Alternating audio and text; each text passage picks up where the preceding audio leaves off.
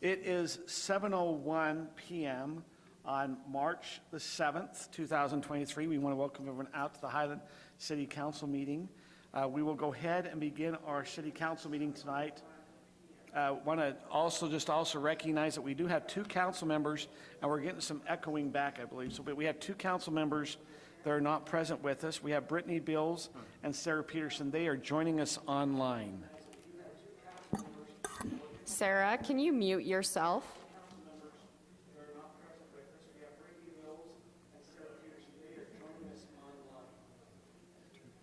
Or do you have YouTube up, maybe, Brittany or Sarah? If you guys can mute that, then I think we should be okay. YouTube up, maybe. I am muted, that's all. Test 1, 2. If you guys can mute that, then I think we should be okay.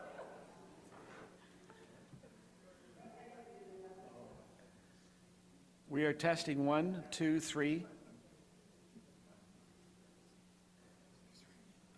I think we might be okay. Once again, we have two council members that are joining us online via, there's the delay.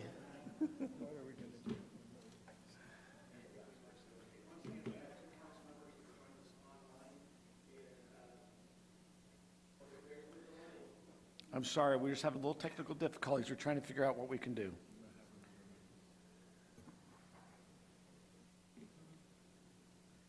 The TV show's muted.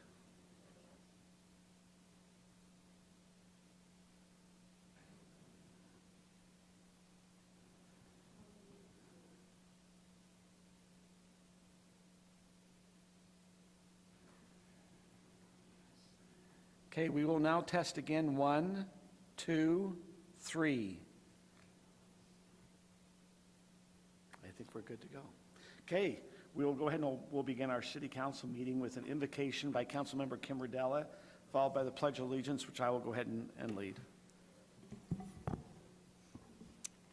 Our dear, kind, gracious Heavenly Father, we're so very grateful to be gathered here today to be able to discuss many things that are going on in our city. Please bless us in this moment to be able to be guided to make the decisions we need to make that is best for not just our residents, but our community overall. And we say these things humbly in the name of thy Son, Jesus Christ. Amen. Amen. Please join me in the pledge. I pledge allegiance to the flag of the United States of America and to the republic for which it stands, one nation, under God, indivisible, with liberty and justice for all. Thank you. At this time, we have set apart some time here at our City Council meeting for anyone who would like to come up. This is the time for unscheduled public appearances. If there's anyone here that would like to come up and address anything with the council, we just ask you keep your comments to 3 minutes. Is there anyone who would like to come up and address any items with the City Council? Seeing none, we'll go ahead and we'll close the unscheduled public appearances at this time, and we'll move on to presentations. We have 2 items on our presentations. We have some new department members here in our human resources. So we'd like to go ahead and we'd like to maybe have them come forward. We have a new employee, and Jess and Andrea, am I thinking that right? And then Pam Skaggs, who's also been helping there, and Sherry Nilsson, if they wouldn't mind coming forward. And then Aaron, if you wouldn't mind maybe kind of give us a little bit of background and how we got here. Actually, I'm going to happily turn that over to Tyler. Oh, Tyler. I'm sorry, Tyler. Go ahead. Thank you. We're going to give Jess an opportunity to introduce herself here briefly. She comes to us with high recommendations and a tremendous amount of HR experience. We hired her after some thorough vetting, multiple rounds, including public safety, both of our chiefs, and even Shane from Alpine for the district was involved as well. So go ahead, Jess, if you take a moment. Hi, I met some of you and I haven't met others. I apologize for that, but I'm excited to be here. I'm originally from Reno, Nevada. I moved here to go to school at UVU a long time ago and stuck, so I'm a transplant. I have 4 children and they are my life. They're the best thing about my life. Here with me today, I have 3 of my 4 children, Conan and Gwen and Lily, and my best friend Bram. I'm excited to be here and work with Highland, and I feel like I'll be able to bring a lot of experience on board.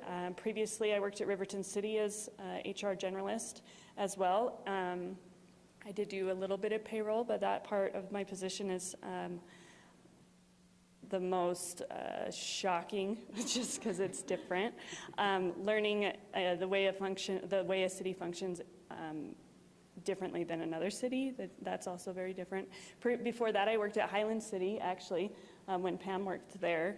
And I was a victim advocate, so I worked with the police department, Lehigh Police Department, and that was a great experience. Before that, I owned and helped to run a construction company with my ex-husband, and I pretty much taught myself how to do all of those things. So that gave me a lot of great experience too. So I'm excited to be here, and I'm excited to work with you all. And please let me know if there's anything that you would need from me. I'm here to serve you. So. Any questions of Jess? I do. Hi, I'm Scott Smith. I haven't met you yet. Would you kind of briefly explain what your understanding is of your job description? My job description. My main priority is to make sure that all the employees' needs are met as far as benefits and payroll and a resource goes. And then also to kind of be a liaison and with the city. So I protect the employees, but I also protect the city and make sure that there aren't any actions that are happening that may be a liability in the long run. So that's what I view as my main function. So what is your experience? You briefly mentioned it in kind of conflict resolution, because that oftentimes is a problem with human resources. So previously, when I worked at Riverton, our biggest conflict would usually be with people that maybe had another position at a different business or owned a business that tied to the position that they had at the city. Our process was to have them fill out a form if they worked anywhere else or if they had investment in any other company, and our city attorney would review it and make sure there wasn't a conflict. That was our process. I haven't had to go through that here yet, so I'm not exactly sure what our process is here at Highland, but I'm open to learn a new process or enforce the policies that are already in place. I know that that's a big part of HR's role, is to enforce the policies that are created for everybody. If I might add, Councilman, great question. One of the 3 priorities that we outlined in the offer to Jess was revamping and establishing, making sure we have a good grievance policy. And she has already researched and produced a draft that Aaron and I are reviewing. So making a mark and adding value already. So this is a question for Aaron, if you don't mind. So we've hired Jess as human resources, and she'll have some experience with payroll, is that right? So Sherry and Pam's been consulting because you work for another city, is that correct? Okay, what will be their future roles? So we're slowly transitioning over to Jess being our single HR full-time employee. So for the first week, Sherry was here, cross-training, helping Sherry was here teaching Jess the process that she needed to know. Pam is still helping us on a part-time basis in the evening. When we went to a part-time position in this role, we just found out quickly that we could not keep up with everything. And so we've been having actually 3 groups of people help us. So Sherry has been doing it, has been here part-time during the day. Pam has been moonlighting with us at night. And then we're also using Cassell to do some of our payroll processing. We're transitioning over to a full-time just Jess here with us. And then slowly, Sherry and Pam, will not be part of our HR team anymore. And then also, instead of using Cassell, we are looking at, you'll consider in the upcoming budget, a payroll software that we've talked about for a little while now to help us streamline our processes. And Tyler wanted to talk more about, I think, further answer that question, so, or anything you want to add there. With regard to payroll specifically? Or, Transition? yes. Yeah, these three, I cannot tell you enough and convey the depth of the value that they've provided to the city. Jess has caught on real quick. Sherry's last day, we anticipate, will be next Monday with us. They have just knocked it out of the park. There's great systems in place, and I look forward to the day that we get to disconnect from Cassell as far as payroll goes. That will save a lot of time. That will save a tremendous amount of money. It'll be a better employee experience. And they've done nothing but exceed my expectations in the timeline and accuracy and attention to detail that our employees deserve. If I could maybe give a little bit more of an overview, what's kind of happened for the public a little bit is that our HR and our payroll processing is not only for Highland City, we also have Lone Peak Public Safety District, which is actually the larger side of the payroll side. And so Jess will also be working with Lone Peak District, our police and fire departments, that will also be, so that's when we say, hey, do you get overwhelmed? It's where you add in all of those employees on. Now, this is where for the public maybe needs to be aware of where we've been and how we've kind of gotten to where we're at now. We had Pam last year, I believe it was in April, was making a transition to a new job that she'd worked here, and she was making a transition to another city that she had taken employment from. During that time, then we have a little bit of a gap where there's not a lot of training. Sherry comes on part-time and trying to keep up, not having a full-time employee.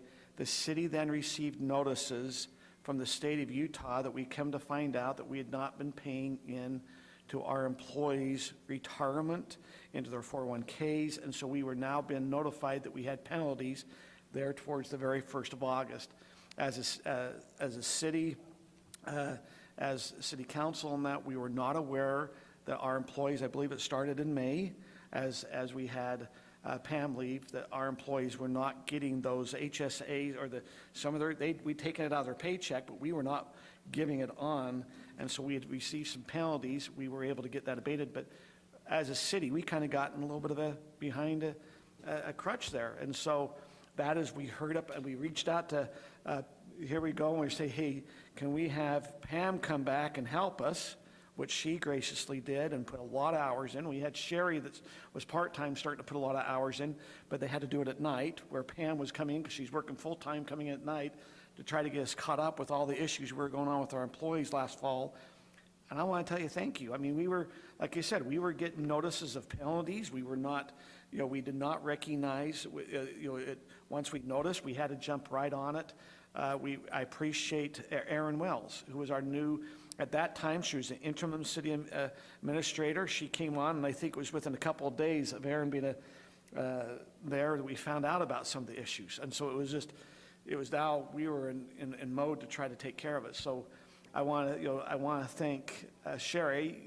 When I hear Sherry going, you have been a great asset for the city. You've been there, and Pam, you have too. I mean, we got ourselves in a little bit of a rut there where we were not taking care of our employees. So I want to tell you thank you for both of you doing that. And Jess, you are needed. We welcome you here. We're excited to get to know you, but this is in the area of the city that we had issues six to 8 months ago that we needed to address. So thank you.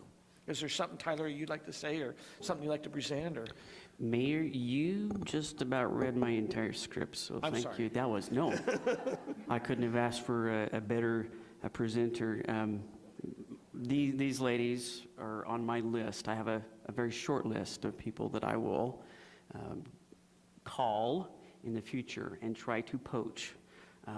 Just be warned, let your future employers know. But the employees here are our greatest asset in the city and in the district. And these ladies have made some miracles happen that I think very few people could have done. So with that, and thank you, Mayor, we do have a small token of appreciation, nothing compared to the value that you brought to this city, but want to share our appreciation with you. All I'd just like to say something on behalf of the council, and I think I can say it on behalf of the council, but we really appreciate all the work, Pam and Sherry, that you've done. Thank you very much. Thank you. I concurred with what the mayor said. You know, during that time, maybe just as a background, we were getting together as council, recognizing the issues that were going on, trying to say, how do we get taken care of? And so I do want to tell you thank you. Like I said, that was a trying time for the city to try to get through some of that when we found out employees were not getting taken care of. So thank you very much for your help. I guess speaking of the poaching, did you guys talk about the Public Works thing? I apologize, I was distracted for a moment. Public Works. So because Sherry has been so phenomenal, she has actually agreed to stay on a little bit and help us in a different capacity while one of our employees is out for an extended period for a surgery. And so it speaks again to how great she's been for us, so. Everybody in the city is amazing, too. And I honestly would not come back if the people that work there are not so wonderful. So what? Thanks, Sherry. Thanks for coming. Hi, good. Okay.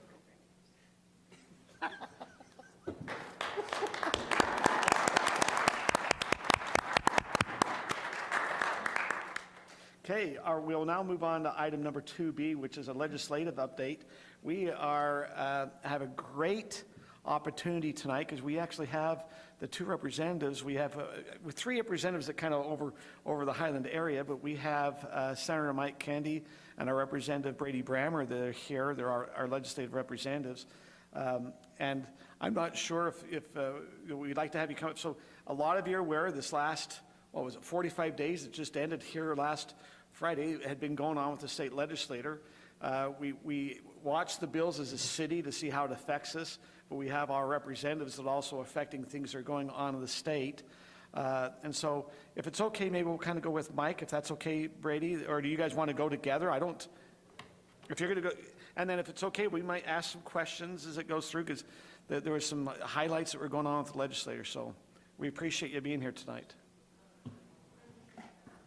So while Brady gets that set up, so I'm Senator Mike Kennedy for those that are behind me, and thanks Mayor and City Council, you were outstanding to be in touch. Scott, before the session even started, and Mayor, I heard from you several times, and we got to visit and work together. All hands on deck when the legislative session's going on, is there's a lot of bills that move forward, and it's always good to have many eyes on the bills. I think most of you are aware that there was some, was it the Blue Rhino development between Blue Bison or whatever, some big mammal that We like was to blue. think it's a rhino. Anyway, yeah, rhino thing. And it kept getting snuck into other bills, and it was really frustrating to think, and I understand there's some Park City, Summit County shenanigans as well, where somebody's got code open and shoveling in benefits to certain individuals.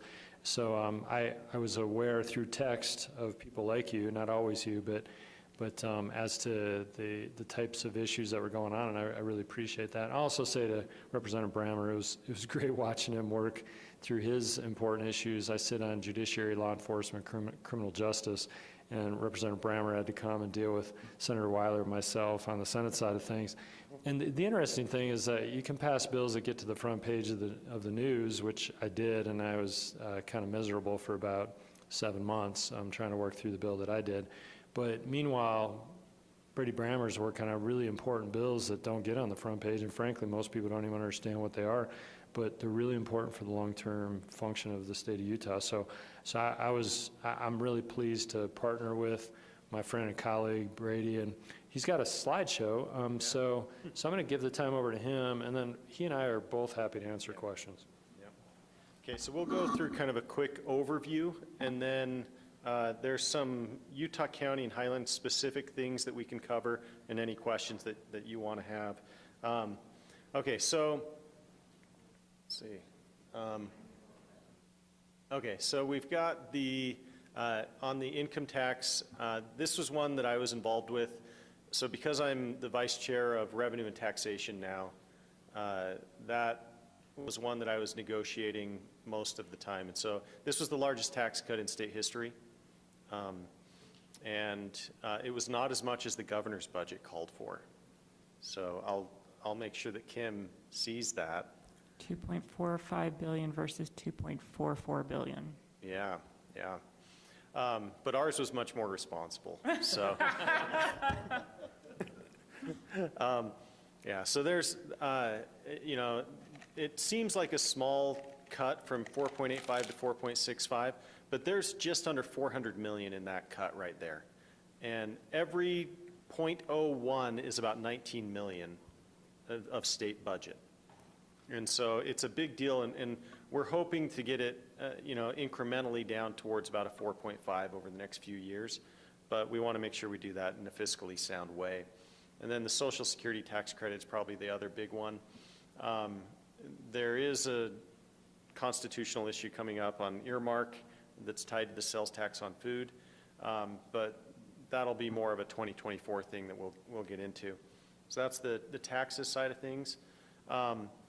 There's been some ESG issues. We get a lot of comments from the constituents from this area on ESG issues. And what that is it's the use of the private markets to push political agendas. And so BlackRock has been involved in that. And these are some things that we did to push back, including public contract requirements, I think is the bigger one. And I think the one that we're on the safest ground to tell the state we're not going to allow state dollars, which we have somewhere around 37 billion that we invest as a state. And a lot of that is retirement funds, that we're not going to do any ESG types of funding. Including there's certain endowments that we have with our universities and that kind of thing. We've got some housing issues, and I'm sure that we'll go through a lot of this with you. And I think that you guys were following the housing issues much more closely than we were because that's such a League of Cities and Towns priority, whereas a lot of times by the time it gets to us, if we're not the people negotiating it, and I don't think either of us were, you know, it's kind of, it gets to the end of the line and we're just pushing a button, whereas you guys are giving feedback on those negotiations as they go along. So there's probably areas in this part of the legislation that you guys know better than us already, that, you know, that we're figuring out some of these things. Education, a lot of major things in education. The most interesting thing in education that is groundbreaking in terms of what it will mean for the next 2 decades. Our current number of students in the demographics of K through 12 is 716,000. That will decrease and will not reach that level again until 2042. Okay? So that is a major change. While our population goes from about 3.4 to about 5 million over the same period, due to smaller families and simply as the baby boomer generation goes through, we will have decreasing student enrollments. Now that doesn't mean Utah County will, but it means statewide we will. And it means that there will be a major shift in a lot of school closures in Salt Lake and a lot of school openings on the west side of Utah County. And so that is a major, major sea change for the state. That, you know, for a long time, it's been hard for us to fund education because our tax base is small and our child size or our family size is big. And our property taxes are limited by the federal government owning 2/3 of our property. So that's a major change that I hope you keep an eye on. We did a lot with school safety. I won't go, oh, it's kind of jumpy. Okay. Okay, it's okay. And don't worry, you know, my bills, we had a small adjustment to the Utah Lake Authority. That was probably and I was a helper on the HB 54, so that one's not technically my bill, that was Elison's. But the other ones, I get asked to run a lot of attorney bills because I'm an attorney. It's not really what I'm always trying to run, but it ends up, I was on judiciary up until right before the session, so a lot of those judiciary committees end up coming through me. And now I'll be doing more in the tax and revenue space. Tell us about the Chancery Court. Yeah, so the Chancery Court is it's a different one. What that is, so did any of you follow Elon Musk's acquisition of Twitter? Okay, so there's only one person in the world that Elon Musk listens to, and that person is a Chancery Court judge in Delaware. And that's because Delaware is Twitter was incorporated in Delaware, and all of his other corporations are incorporated in Delaware. In fact, over half of Fortune 500 companies are incorporated in Delaware. And the reason why they're incorporated in Delaware are there's certain friendly tax structures, there's certain friendly privacy structures, and there is a chancery court with a very well-developed case law that says exactly how the court will react and that they will do so quickly when there is a corporate dispute. And that is why Elon Musk finished his acquisition of Twitter, because he was scared of those judges ruling against him, and they had given some preliminary ones. Well, and in fact, Delaware's entire government is funded 25% by business registrations. To put that in perspective, Utah has about, we have, about 300,000 business registrations, okay? So that means for every 15 people, we have one, it ends up being about 1 in 10. For every 10 people, we have one business registration, whereas Delaware has about 15 business registrations for each person there, okay? So what this does is it sets up a chancery court in the state of Utah to deal with significant business disputes. And the idea is to have those resolved faster, and they will have published decisions, which develops our case law faster than what we have, because we are a desert, not just in our climate, but we are a desert in the amount of guidance that our courts have given our businesses in how to act. And so the Chancery Court is one that I've been working on for a couple of years to get that in place, and I think it'll be a boon to our economy. It'll take a few years to get the momentum, but that one was, each year I try to do one bigger thing. 2 years ago was the Utah Lake Authority. This year is the Chancery Court. Next year, we'll probably deal with Medicaid. So, yeah. Tell me a little bit about the Chancery Court. I don't know much about it. How many judges are involved? What's the staff like? I mean, you've created a new entity, Yeah. right? So what it will do is the Chancery Court will start out with one judge until more cases get in. It has more staff to it so that they can deal with emergency proceedings. So oftentimes in a large business dispute, you're running into court saying, we need some kind of relief immediately. We need you to stop this sale from going through. We need you to stop this shareholder from abusing the other shareholders, things like that. And our current courts have a quarter clerk for every judge, meaning that if they get an emergency proceeding, they're woefully unprepared. Well, they're prepared, but they're woefully understaffed to deal with an emergency. These courts will be a 1 clerk to 1 judge, and even 1.5 to 1 judge, so that they can handle those emergency proceedings faster. Additionally, these business disputes tend to clog up our courts, and they're very difficult for judges that are not receiving them on a regular basis. And so this court will be able to handle those more expeditiously for things like appointment of a receiver, where a third party, the court appoints someone to come in and take over an entity and run it to protect the assets of all the shareholders involved. Or, trying to get a seizure of business assets or things like that. These are things that clog up our courts, that stop our justice system, that stop, some of the smaller matters from moving forward. These big matters will be moved into the Chancery Court and can be dealt with in a lot more professional way with a judge that's nominated to be a Chancery Court judge, and because they're prepared for that. Do most states have these courts? There are 5 that have these courts. Okay, Delaware being one of those. Delaware has had theirs since before statehood.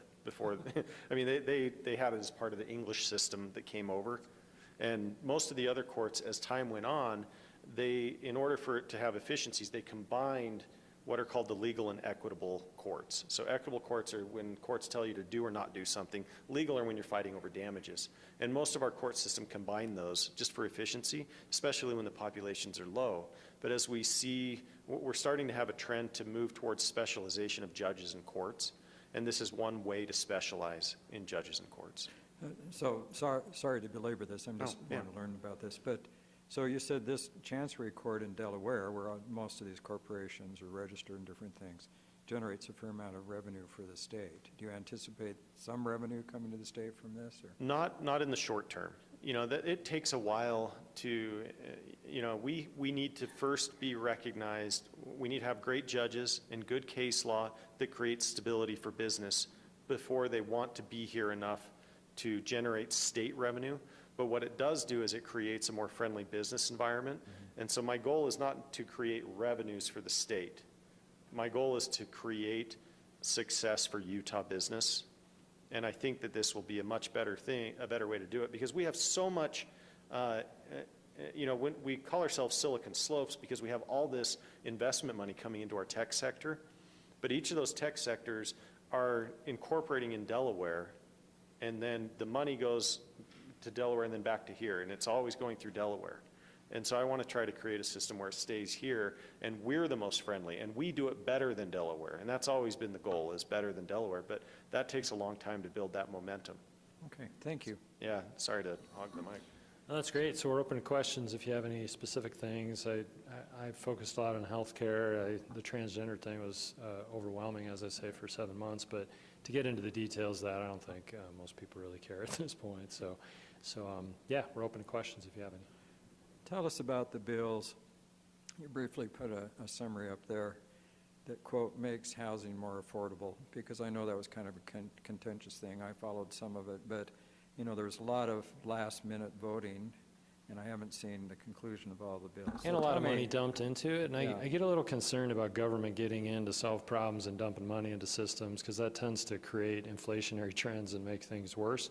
The one that, so this is where the politics, and as city council and mayor, you understand this better than an average person, is when the president of the Senate and the speaker of the House run a bill, it's difficult to vote against the bill. So $50 million for first-time home buyers so they could get, I think the number was $20,000 to help them to buy a first-time home. The policy questions is, do we want to continue to have everybody rent, not own, or do we want to encourage ownership as well as renting?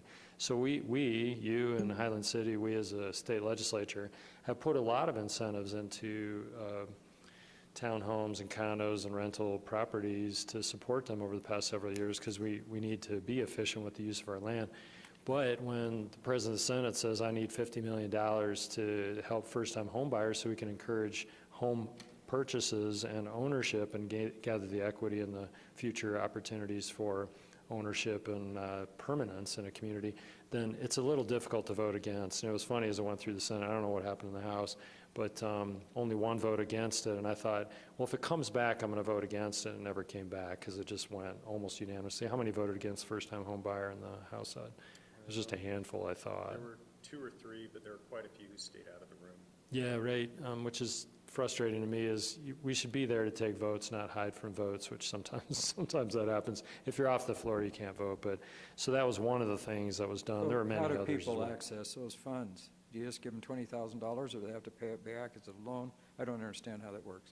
So the way that it works is they can apply to get $20,000, but then the $20,000 goes on as it encumbers the title. And so if they refinance or they sell the home, then the state is refunded the $20,000. And then if they go the entire term of the loan, then the $20,000 is forgiven. What would be like are you talking, if they go pull a 30-year mortgage, they have to stay there for 30 years, not home, and that 20,000 is forgiven? Yeah. Yep.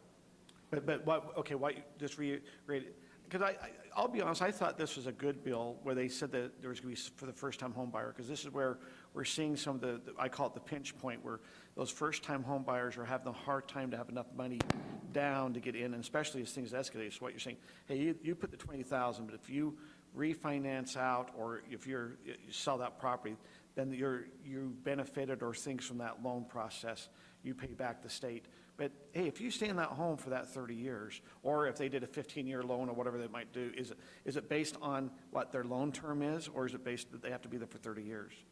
I think I'm not sure exactly. I think it's the full, I don't know that they say 30 years. I think it's the original loan term, but I don't recall that part of it. The number of people who do not refinance or who stay in their home for 30 years is incredibly small. And so that wasn't as much the focus of things. An interest-free loan was one of them, and some of the concerns are related to the barrier to entry to homes is, especially with the rising interest rates, has not been the down payment amount. The down payment amount is hard, but a lot of people can get together. On an FHA loan, you can get a 3% down payment. And that's not the big barrier. The big barrier has been the payment level and qualifying for that payment, when the interest rates are spiking the payments. And so, we'll see how effective it is and how much it gets utilized over the next few years. The bigger things with regards to housing are more about increasing supply, because there's no such thing as affordable housing that's recently built. That's not a thing in Utah right now. They can't do it without imposing government price controls. They cannot do it, and we're not willing to do government price controls on that. And so by increasing the housing, what you're doing is you're pushing other areas of supply down to where people can afford it. The older homes, those become the affordable housing. The newer homes are not necessarily. And so, I think that it's been a misnomer that we're going to build affordable housing. That's not a thing. Didn't they put a rider on that bill that to steer developers into a certain direction by saying it was homes at 450,000 or less? Which is amusing to think that that's an entry-level home of $500,000. But do you think that will work? Or do you think it's just kind of gimmicky just to appease? I personally think it's a little gimmicky. I share those concerns. Yeah, but I do think that some of the procedural changes that were made with how cities and developers interact will be helpful. I thought the league did a good job of pushing back, and not everyone was as pro-developer as others. And I felt like the league did a good job of pushing back on a lot of the things that were helpful. I think sometimes, one of the concerns from the developers was that they're so worried about not getting a staff recommendation that they end up in this never-ending circle of trying to go over and over again. And the idea that you get 4 tries and then you got to take it to the council or the voting body and your development flies or not, I think that's a good change. I think it's a really good change, because there's a certain development, I won't mention it now, but they keep scheduling meetings and then they cancel them at the last minute to discourage people. Yep. I said the same thing, 3 strikes and you're out, and you can't bring the bill back, let's say, for approval for, let's say, 5 years. But well, and we're going to see if people can act in good faith within this new framework. And I think they can, but there's always a few cities or a few developers that, So are you talking about where the bill changed, where there was a bill that came about with the city, where if it's in the correct zoning, that it does not come to city council? I think we've kind of foreshadowed that. So that did pass. I think, is it SB 174? Am I thinking? I'm talking about something else. I think it's a little bit different, but that's another one that I thought was a reasonable change, in the sense that that one was more, if the time for the public input was at the zoning change, or the change in conjunction with the application, and then when it comes back for the plat approval, that is an administrative position rather than a public input side. What if the design, for example, is totally inconsistent with the vision of the city? But that will be up to the planning commission. It's a preliminary plat approval. It will come, if it meets the zoning, it goes to planning commission. Planning commission will need to make sure for the safety, the design, all that criteria meets the city code. They pass it. Once that gets passed, it does not move on to city council. It's done. It goes to staff. It's now administrative approval. That's what my understanding how that's passed. Yeah, and there's always been this tension, especially on design with cities. And if you talk to most of the legislature, they say cities don't have discretion on design. Oh, yes, we Talk do. to cities, they say, yes, we do. and so there's that tension still. Because they look at Park City and they say, hey, Park City, you seem to be impinging on private property rights. And not everything can be shades of beige. And there's kind of a line that's crossed at some points by some cities, and a line that isn't. And so there's still going to be tension. Like, I don't think they cracked the code on this, but I do think they created a process that's maybe a little more efficient and a little better than what we've been doing in a lot of the cities. So the council's not heard this, but this is the plan, and we'll kind of discuss the council. It used to be the planning commission, they'd give a recommendation to city council. We kind of thought that what we would do is, if we have an application for a preliminary plat, we'll have it come before the city council as a discussion item or communication item, and we then at least are aware of what's moving on to planning commission. We can give some thoughts or recommendations, but we're not the voting body, but at least you're aware that this is coming through the process.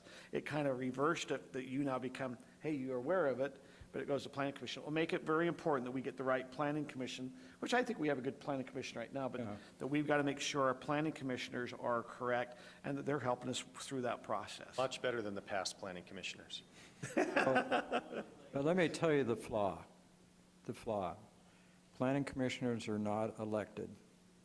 We are the elected representatives of the people, and you've cut us out of a big, important part. You made it smooth for the developers and different things, and we understand it comes to us if there's a zoning change, but I've always been in favor of more public input on development. So we're going to have to be really careful because, for example, we have things on our agenda today that were passed by 4 planning commission people because that's all that showed up.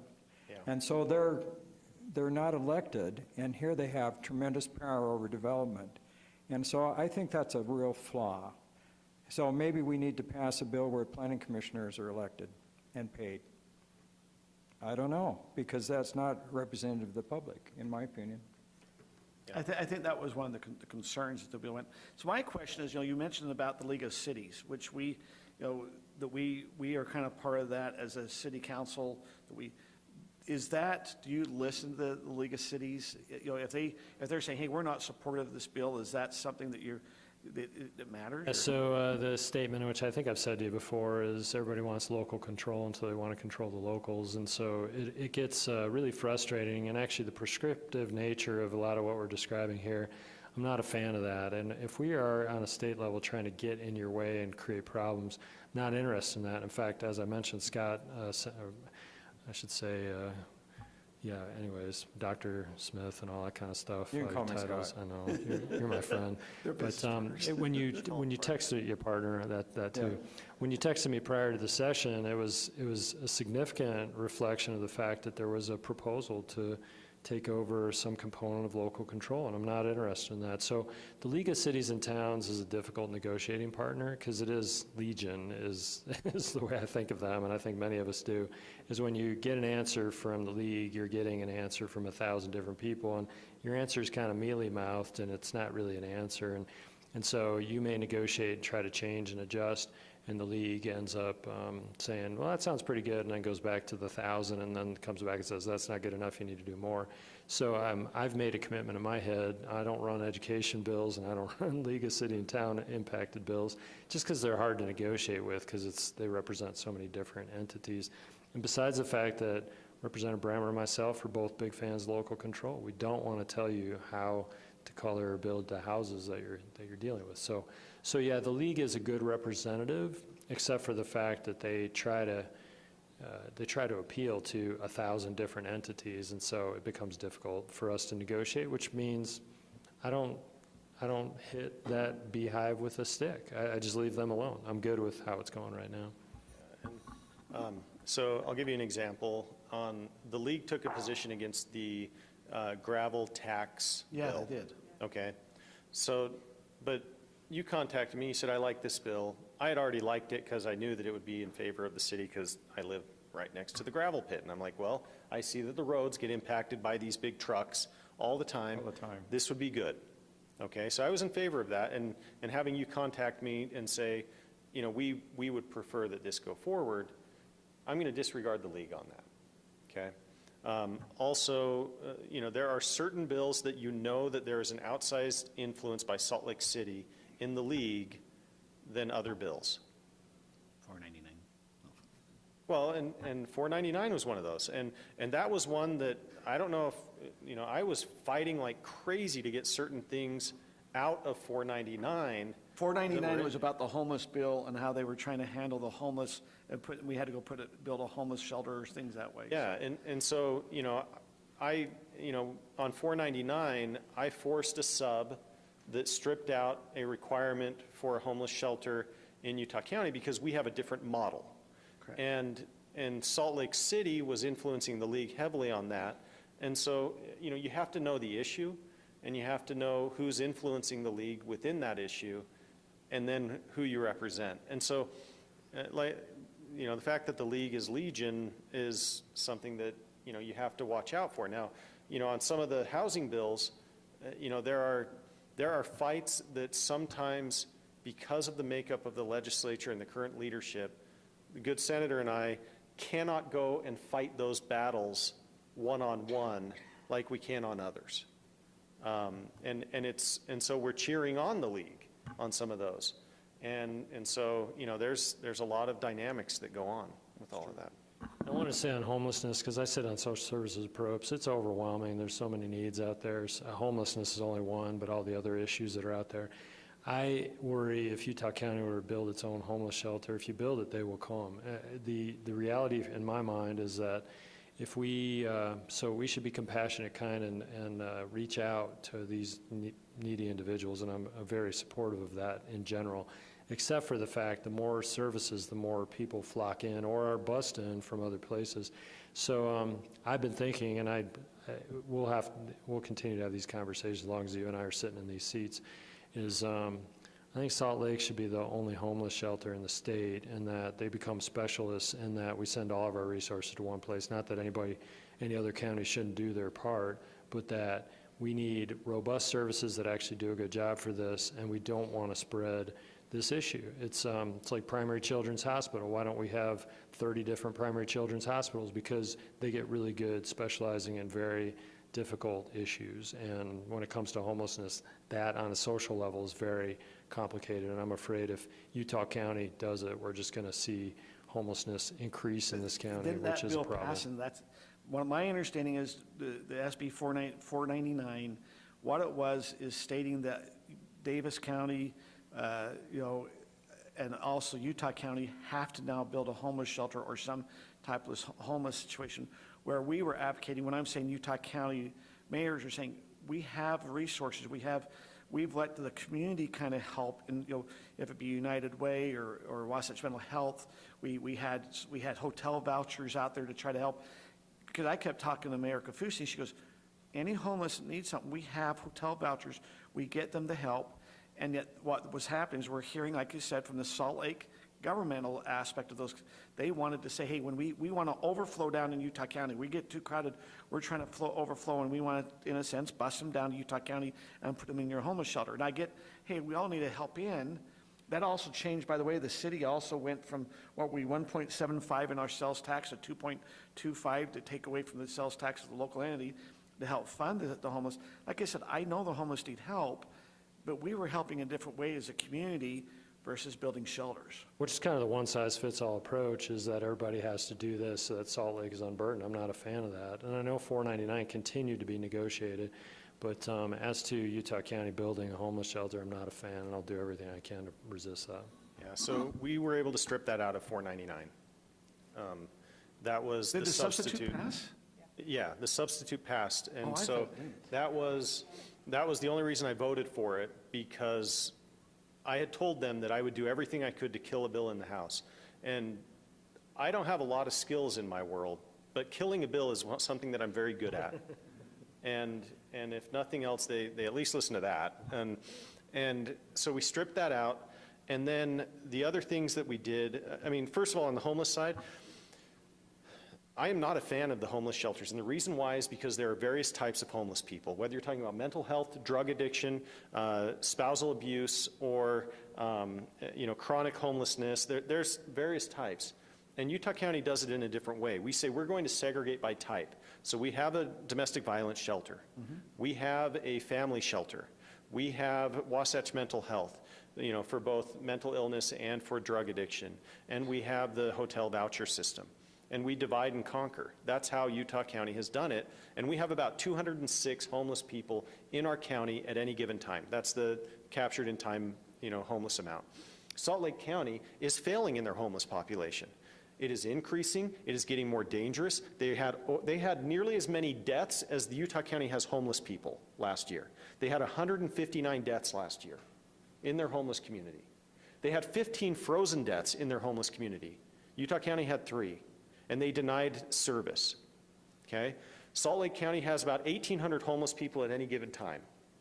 Now, Salt Lake County, they're concerned because they find out that people go up from Utah County to stay in their shelters. But what they don't count is the people who flee from Salt Lake County because they're scared of the crime and the drug use that's going on in those shelters that flee to Utah County for the services in Utah County. It's a, there's a train that goes between the two counties, and they ride that train. And they're looking at it and they're saying, well, if they put a homeless shelter here, we probably triple our homeless population just by migration from Salt Lake County. And, and so I had to, and the bill sponsor is an effective legislator, and he's a good friend of both of ours because he sat next to us each for a session or two at different times. And it was a tough negotiation, and he's an effective person. In the 5th of the 5th, which you had referenced, that was in there, and that was one that that over that objection, I was able to get the bill sponsored. We took a vote in caucus, and it was, and this was an issue that I had raised repeatedly with the bill sponsor, and we stripped that out at the last minute, the portion that goes to homeless funding out of the 5th and the 5th of the 5th. And so the 5th of the 5th is basically, it's an additional 0.2 on the sales tax that it looks like Utah County is going to implement through their commissioners. And the way that that'll be divided up is 50% goes to transit, and then of the remaining, 25% goes to the county for B and C roads, and 25% goes to the cities for B and C roads. Salt Lake County had a different calculation, and we made them the same as everyone else because we didn't want to start funding their homeless operations through the sales tax, which we had never gone into a social program for a sales tax bill. We had always kept it to roads, as far as the state level of the sales tax, or as far as that type of, there's the 4th of the 4th and the 5th of the 5th and those kinds of things. And it was a tough fight. The other thing that I did want to bring up is our caucus, particularly Kay Christofferson, has been working on getting UDOT to adjust their road calculation so that it adjusts more for growth than it currently has been, so that we can get out ahead of that. We were able to get a lot more corridor preservation funding, and that growth calculation will help more on the level A roads. So not as much of an influence here because we're not growing faster than the state, but that will put a lot more resources into the northwest quadrant of Utah County. It'll take a while for that those roads are programmed out pretty far, but it'll be more accountable for growth and significantly more funding there. What else on your mind? Well, I just, there was one bill that I think a lot of us were aware of. If you're not, it was 265, and Brady, I think you jumped in. I know, Mike, I was reaching out to you. This is the bill that was about the military bases. And help us understand. This is about, 265 is about military bases, roads, development in military bases. And then all of a sudden, we understand, I think it had passed to the House of Representatives, and now it's to the Senate, and we understand that. I can tell. So I got a text from somebody who said it was specific to a certain developer. Yeah, it is. Well, so Kurt Bramble, he's the Senate sponsor. He sits right behind me. I showed him the text and said, "What's this all about?" By that time, it hadn't been identified as Blue Bison, but it said, "This is going to be a big problem for Alpine." Obviously, I'm interested in that. For all of us. And he said, no, it's property rights, and that cities should not be able to tell property rights one way or the other. And I'm like, okay, that sounds all right. And then I got more texts saying this is specific to an argument that's been had for years. And I showed that to him, and he's like, oh, what, Jerry? And he started, like, you don't see Kurt Bramble tilted off his toes very often, but he's like, huh? And so Jeremy Roberts, do you know Jeremy Roberts well? Adelaide High. Anyway, I've got I need that name combined with a face and a red X across. It's like, okay, if you're that kind of person to sneak this sort of trash into bills that are innocuous Sentinel landscape bills for military development, and then the code's open and you stick things like that in. So I'm on the lookout for whoever Jeremy Roberts is, because look, we should have that argument and discussion on a policy level, not somebody sliding in trash so that some pal is getting what they need. So I found that to be very offensive, but so did Senator Bramble, and sub 3, which included that language, was never adopted. Sub 2 was the only one that was included there, sent back, I think, to the House without that language. But if I understand right, somebody on the House side was trying to sneak things back in, which it's just like, look, the transparency, I know you think you can pull one over, and sometimes they do, but I was on the front end of that process, and I'm a big fan of property rights, but not a big fan of the sort of federal government. That's how things work with, you don't read the bill until after we pass it, sort of Nancy Pelosi approach, and I'm just not going to tolerate that. So Senator Bramble, I was worried about that, but he was at first defensive of the concept and then willing to take it out, which is a reflection of we all work together, and if you're going to be disingenuous like that, you're going to be called out, and it's going to be a mark that will stay with you in the future when you're running bills. So we all depend on each other up there, and I depend on you, and I was grateful to have input from the Alpine City Mayor, et cetera, about the nature of what that was. So that was one of the wins for us, but I'm sure there were other things that might have been snuck in that I didn't see, but all eyes on the legislature, especially the last week. There's a lot of problems that can come in the last week. What else on your mind? Tim? 2 quick questions regarding the voucher program for schools. I believe it was one of the minority leaders, I can't remember, was a House or a Senate minority leader, is participating in a lawsuit indicating that disproportionately negatively affects children of color because of the changing demographics in the school system.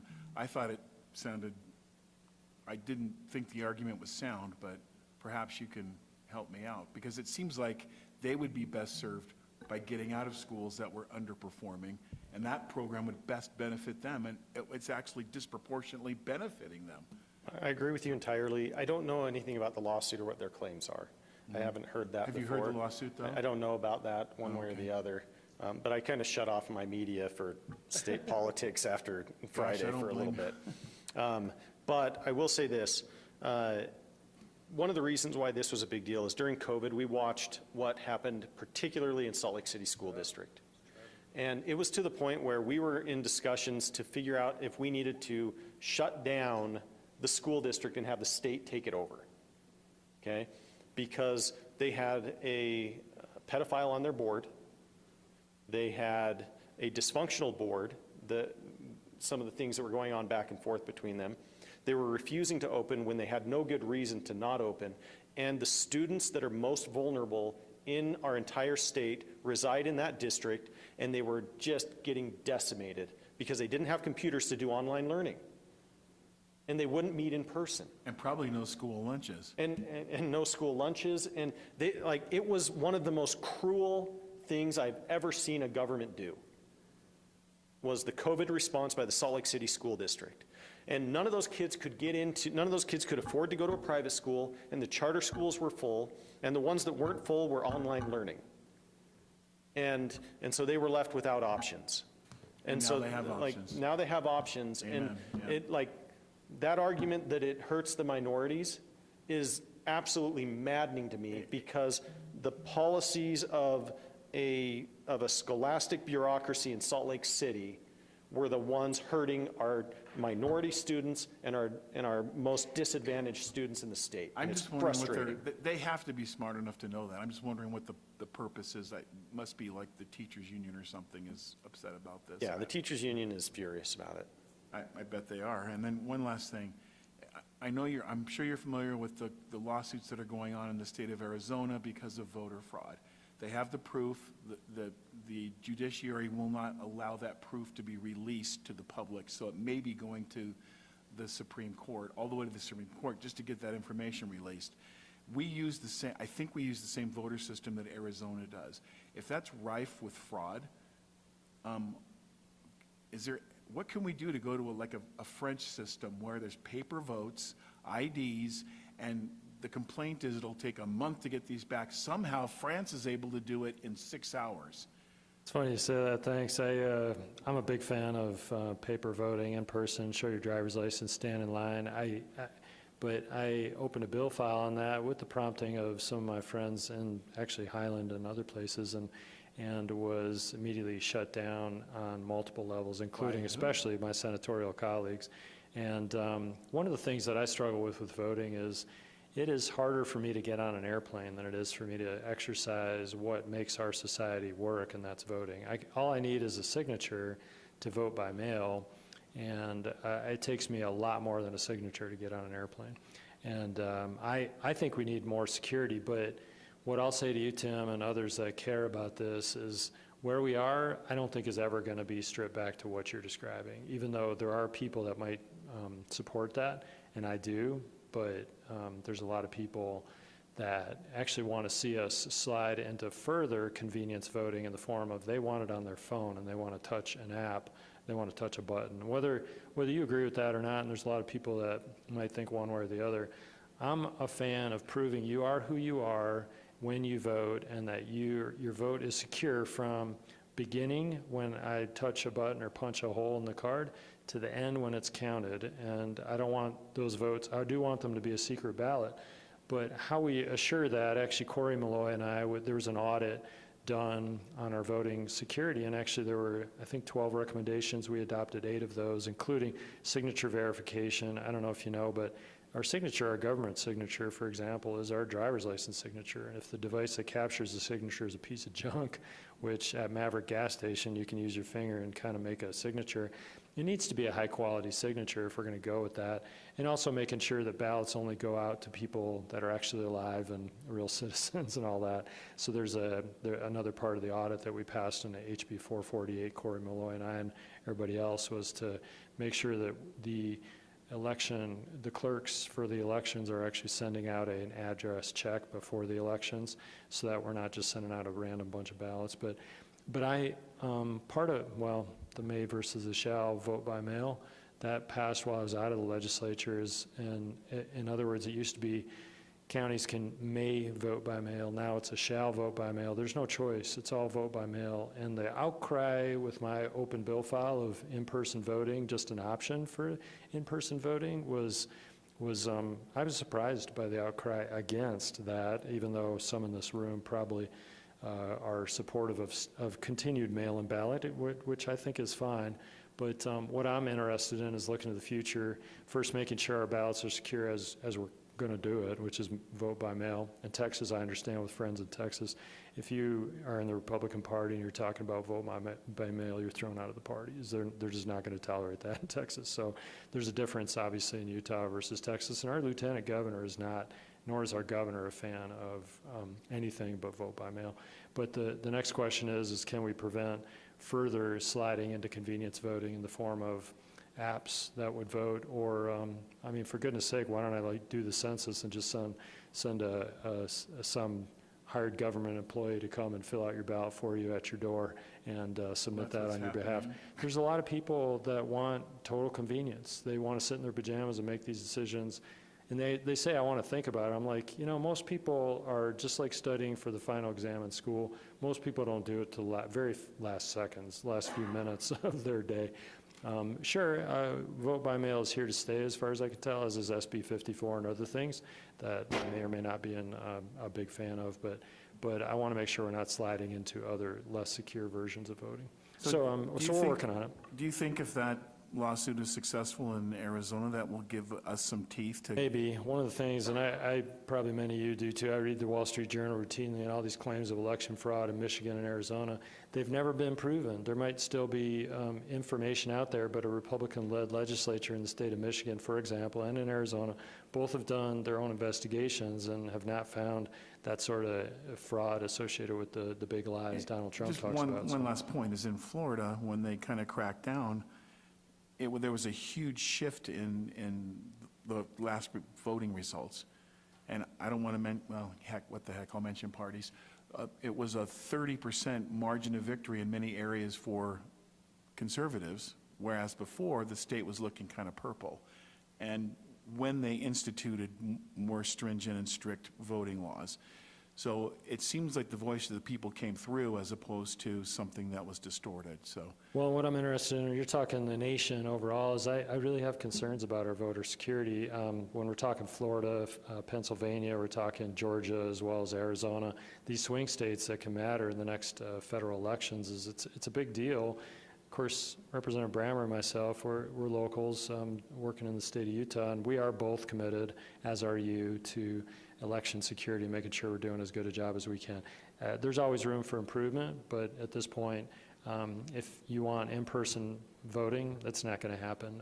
Not many people want to see that. The Senate wouldn't even let that bill out of rules. So, meaning there was no stomach or heart for that policy.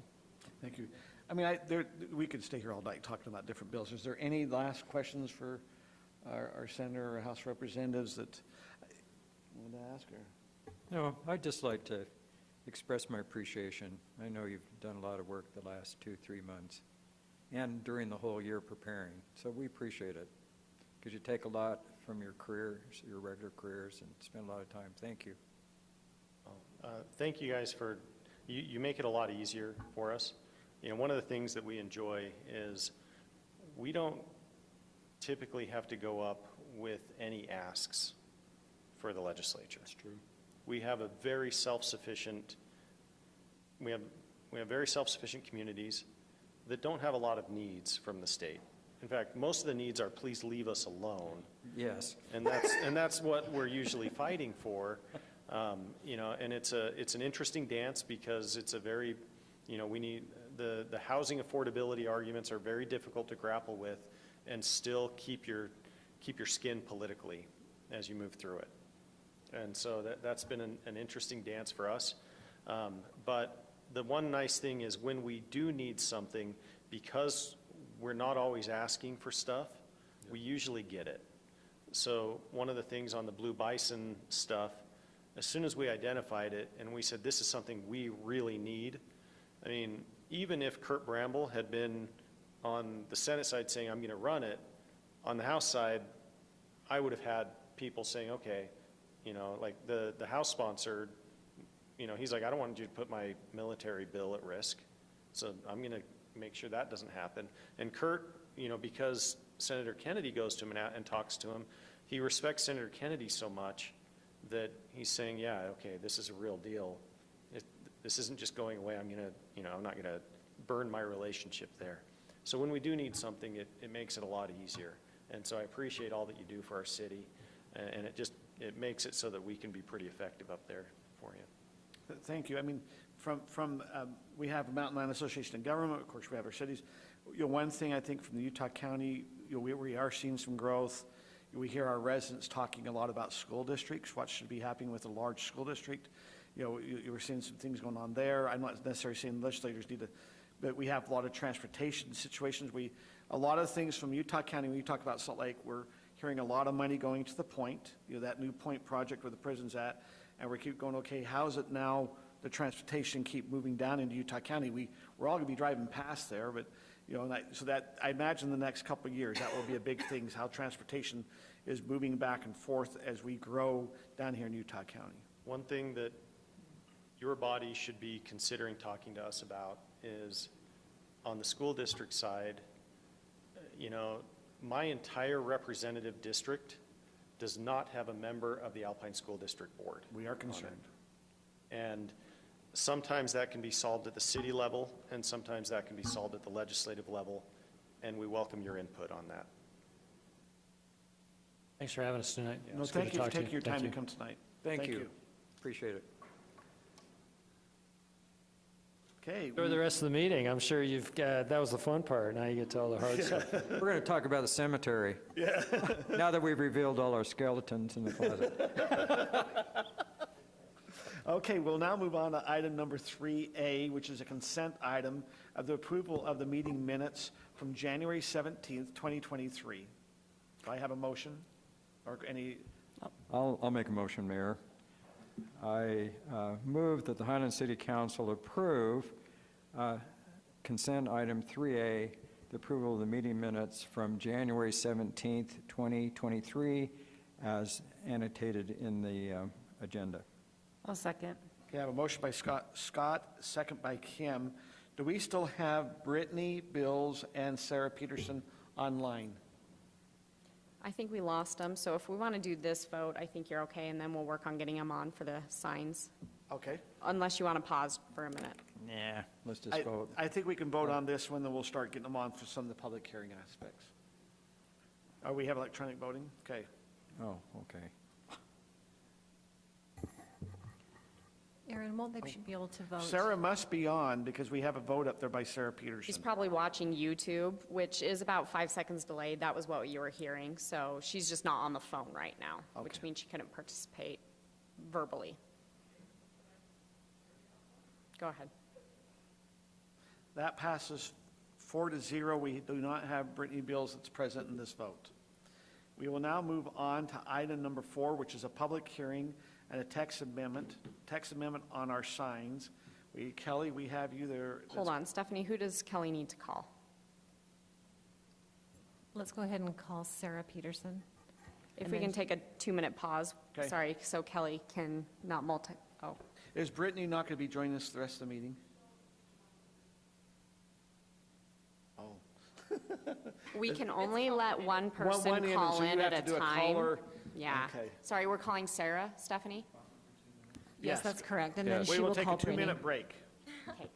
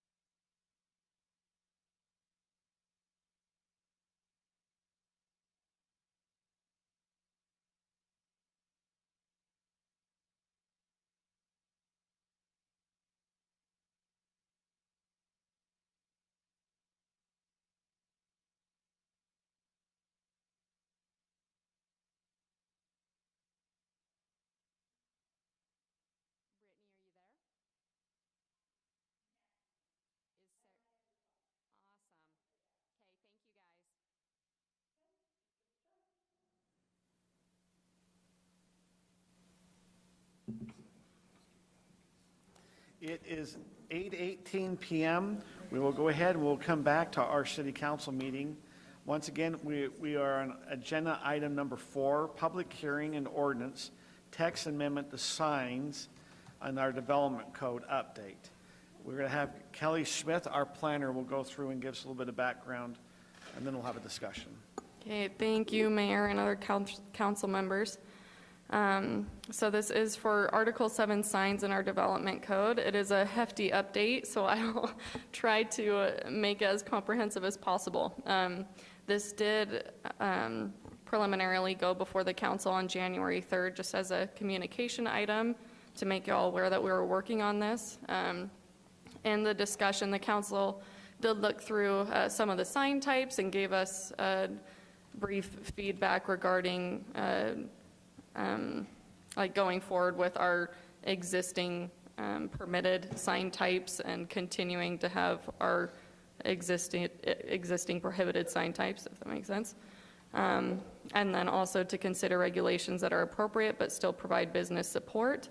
And then through further discussion, the council directed staff to look into options to require businesses to be truthful in their advertisements. And so those are things that we as staff considered in drafting this proposed amendment. Background, again, the reason why this came up is, Siri thinks I'm talking to her, is because of the excessive temporary signage that's being put up with the Ridgeview development.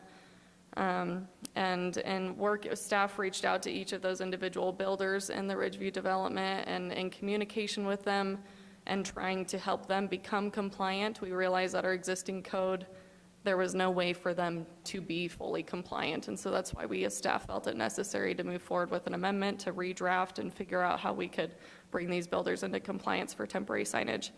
In doing that research, I came across the Reed versus Town of Gilbert Supreme Court case, which came to the conclusion that sign regulations cannot be content-based. In finding that out, I tried to do a lot of research looking at a lot of other city codes throughout Utah, and no one has really updated their codes. And so we had to start from scratch, which is why it took us a little bit of time, but we did our best to stay consistent with our existing regulations, but still meet the regulations or the requirement to not be content-based. This did go before the Planning Commission on February 28th. They held a public hearing.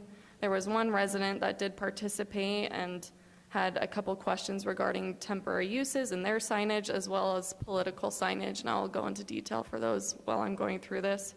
Ultimately, the Planning Commission did vote 4-0 to recommend approval of the amendment as proposed by staff.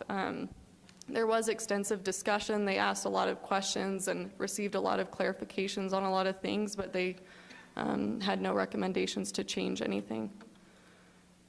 So I'm going to go through, I have several slides. Again, I'm going to try to make it brief, but still understandable. Feel free to, if anything is confusing while you're looking at it, please feel free to ask questions. Yes? Brent, because it's all through the new ordinance or the new code. Mm-hmm. And when you go through this, could you explain exactly what you mean? Because on location, you always talk about shall not be located any closer to ROW, which is the right-of-way, I assume. Yes, correct. Then its height from grade has to be one by one. Just kind of maybe when you go through, if you can explain what that means and maybe give some examples, because I kept trying For sure. to understand that. Yes, And I will didn't. be very Okay. clear when we go through that. Thank Okay. you. Okay, so as far as home occupations, we did add a clarification. This is how it is when someone receives a home occupation license, that they are not allowed to have any signage or any evidence of the home occupation being at the home, and so we just added that clarification in our sign code that signs are not allowed for home occs. We also did have Rob drafted a couple of paragraphs that you can see in the report and in the ordinance regarding the truth in advertising. That signs must be directly related to the location on which it's placed, and that the signs shall also comply with all applicable truth in advertising laws and regulations. And then it calls out that Utah code section that goes through truth in advertising. As far as the sign types, so just to give you an understanding, little visuals of what these look like. They're not the nicest pictures, but this is what is in our current code under definitions for these sign types. So the A-frame, it's kind of like the sandwich sign that you've seen around. These would be permitted in both residential and commercial zones with certain regulations, which I'll go through. This is what a freestanding sign looks like. This is what you typically see with real estate signs, et cetera. And those are also permitted in both residential and commercial zones for temporary signage. And banner signs, which are only permitted on very specific types of properties. We're proposing to allow them on residential vacant properties that are larger than 5 acres. Also being permitted for off-premise directional signage only when integrated into a permitted fence structure. Just understanding that setbacks for signage wouldn't allow them to go further away than the fence structure, and so we're allowing them to have something flat on the fence structure. And then also, we're proposing to have them be allowed on public property for public purposes, and so if we have signage for the Highland Fling or Arts Council, that sort of thing, we would allow banner-type signs. And then banners are also permitted for temporary signage for all commercial zones, and that's what's in our existing code. And then this is another one. We're actually, this was not in our existing code, so we're proposing to add a definition of a blade or feather sign. Reason being is we actually have a couple of these as the city that we use for Highland Fling. And so we added that to the proposed amendment as being permitted on public property for public purposes. Currently, they're not allowed for any other temporary uses or commercial uses or anything. And so if the council wanted to allow them for public purposes, we can. Otherwise, you can obviously take it out. We would just need to include that in the motion. But right now, you can't do it for private things? Correct. So for example, All the ones that you see throughout here, not permitted. okay, so, but down in Pleasant Grove, American Fork, they seem to be permitted because we have them in front of our businesses. They're everywhere. So they're everywhere else, okay. This is the, oh, sorry. Let's have a quick, well, maybe not too quick, but You're good. when you say content-based, you mean it can't be specific to a particular industry? Just referring to anything that is on the sign. So currently in our temporary sign code, we have it divvied out to like development promotional signage or garage sales signs, or like where we say the sign type, size, setback, So all we of it is can't do depending that? on what it says on it, correct. So we can't base it It on has to what is be on the kind of a sign. generic rule for everyone. Yeah, well, Correct. Okay, so why can't, when you talk about truth in advertising, why can't you just say, if you advertise it, you have to offer it? You can't just call up and say, oh, shucks, we just ran out. Or, well, that's if the house were in Nephi, but we're in Highlands, so there's a premium on the lot. So they're not actually offering what they're advertising. So could we do it that way? Just say, if you advertise it, you have to offer it. Yes. Correct, and that's basically what we did in here. There's some verbiage that refers to, basically it has to relate specifically to the property. And where like commercial signage isn't allowed in residential zones, you can't have any commercial signage in residential zones because there are no commercial uses in a residential zone, if that makes sense. And so if you find a commercial sign on a residential lot, that's considered off-premise and cannot be there. Does that make sense? It makes sense, but what about all the signs I see for specializing in finishing basements? And that's in a residential lot. I mean, that's relating to houses, but at the same time, it's a commercial. But they are not, the company that is offering that service is not housed there. And if they are housed there, it's a home occupation, and for home occupations, no signage is allowed. Got it, okay. Now I'll bring up another example. When you talk about freedom of speech, during COVID, we saw some pictures of, they had Jesus Christ, and then they had a mask over Jesus Christ. What we're saying is that we couldn't regulate saying you got to take that down. That's what we're saying, we can't go and regulate. But if it was offensive wording on a sign, we could regulate the offensive wording? No. Well, sure you can. There's, No, he just said well, the no. FCC says there's like a dozen prohibited words. Yes, and that gets into broadcast because the federal government regulates what can be broadcasted publicly, but very famous case involving a war protester at a courthouse where he had a jacket that said F the draft and was arrested because for obscenity laws, and the Supreme Court said, no, that's violating his right to free speech. So I've dealt with this in other cities where there are a lot of flags or other things referencing various presidents. Which we've had along SR 92, we have an area where someone will put up some flags that will have the big swear word and then a name of a president or someone they don't agree with. And my advice is the city cannot do anything because that is their right. It can be offensive, but freedom of speech includes offensive things. It doesn't include obscene, but obscene is a very narrow category. Something being offensive is not something cities can regulate. I tell them, I remember I sat with a resident, I said, well, you can go talk to your neighbor. You can, get your neighbors to yell at them. But the city, as a government entity, it's not our job or place to regulate banners. So anything goes. More or less. There's rules about obscenity, but those, again, very narrow category. So the word that you referenced is not considered an obscenity. No, it is not.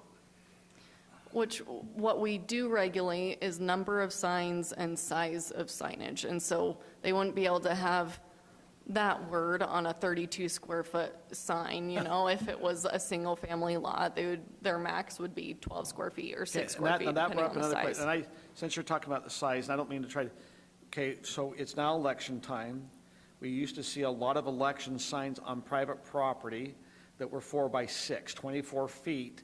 But we're saying, what I noticed in the sign code, you have to be on 5 acres in order to have that size. Is that? Political signage is completely separate from all the temporary signage that we're discussing right now. The only thing that we regulate and can regulate for political signage is saying that you can't, we don't allow it on public property nor park strips fronting public property, but it is allowed on private property and park strips fronting private property with the permission of the private property owner.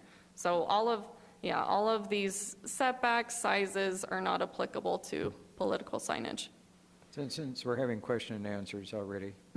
So on the size of the signs have to do sometimes with the size of the property they're representing. How did we come up with these sizes? Was this in the code long-term, up to 1 acre, 1 to 5 acres, greater than 5 acres? Correct. This was our attempt at trying to allow for larger developments with large parcels to have development promotional signs without calling out saying it's a development of promotional sign. And so that 32 square feet max was our maximum for development promotional signs. So that's what we proposed to allow for properties that were larger than 5 acres, specifically undeveloped properties. So, for example, as you drive, or the property across from the cemetery, if that was developed at some point, that's obviously more than 5 acres, so they could have a 32-foot square sign or banner on their fence. With the setbacks With the that are called out, correct. setbacks. Okay. Okay, any other questions right now, or all? No. Okay. These prohibited sign types, all of these are existing. We did change for the off-premise signs in discussion with the council on that communication item. We asked if the council was amenable toward allowing certain directional signage, as we discussed some model homes in higher density areas, if we wanted to allow them to have directional signage toward that model home, things like that. And we were given the direction to move forward with that as part of the proposed amendment. And so as far as off-premise signage, we're excluding directional signage as outlined in section 3706, which is that temporary signs in residential zones. And so we have specific regulations for that off-premise directional signage. So basically it's split up in between, like temporary signs, back up. There's signs in commercial zones and signs in residential zones. In each of them, you have permanent signs and temporary signs. And so right now we're looking at residential zones, which includes agricultural as well as residential uses in planned development zones. So it would include all the residential in Ridgeview, 10700, et cetera. And so as far as permanent signage, the only types we allow are nameplates and address markers on single-family lots.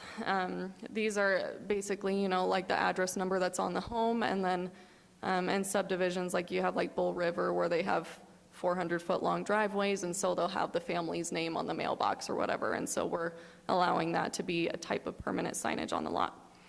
And then we also have our, for a subdivision, we allow a monument sign or a sign integrated into a permitted fence structure, and that's signage that would be approved with the development stage. That's why we didn't put a max size or a max height for this sign type, because we would review it with the plat and civil plans. So shifting now to temporary signs. These three, this is where you get into, for property types, you have the vacant with the different sizes. So you have less than an acre, 1 to 5 acres, and then greater than 5 acres.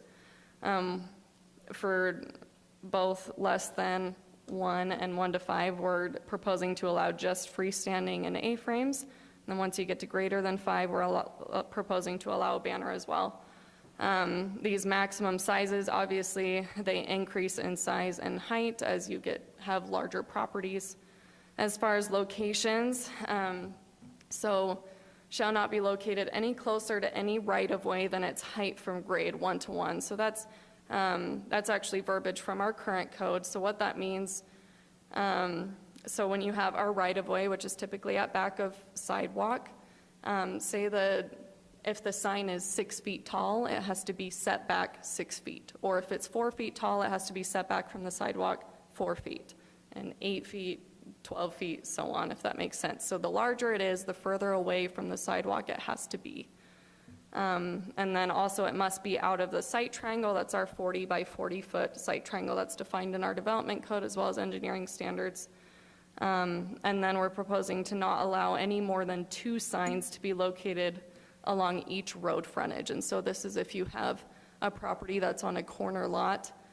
We allow, need to clarify. So number of signs at one time on the property, we allow 1 of each sign type. So we're proposing to allow 1 freestanding and 1 A-frame per road frontage. Sorry, this is really confusing, and I promise a lot of thought was put into this.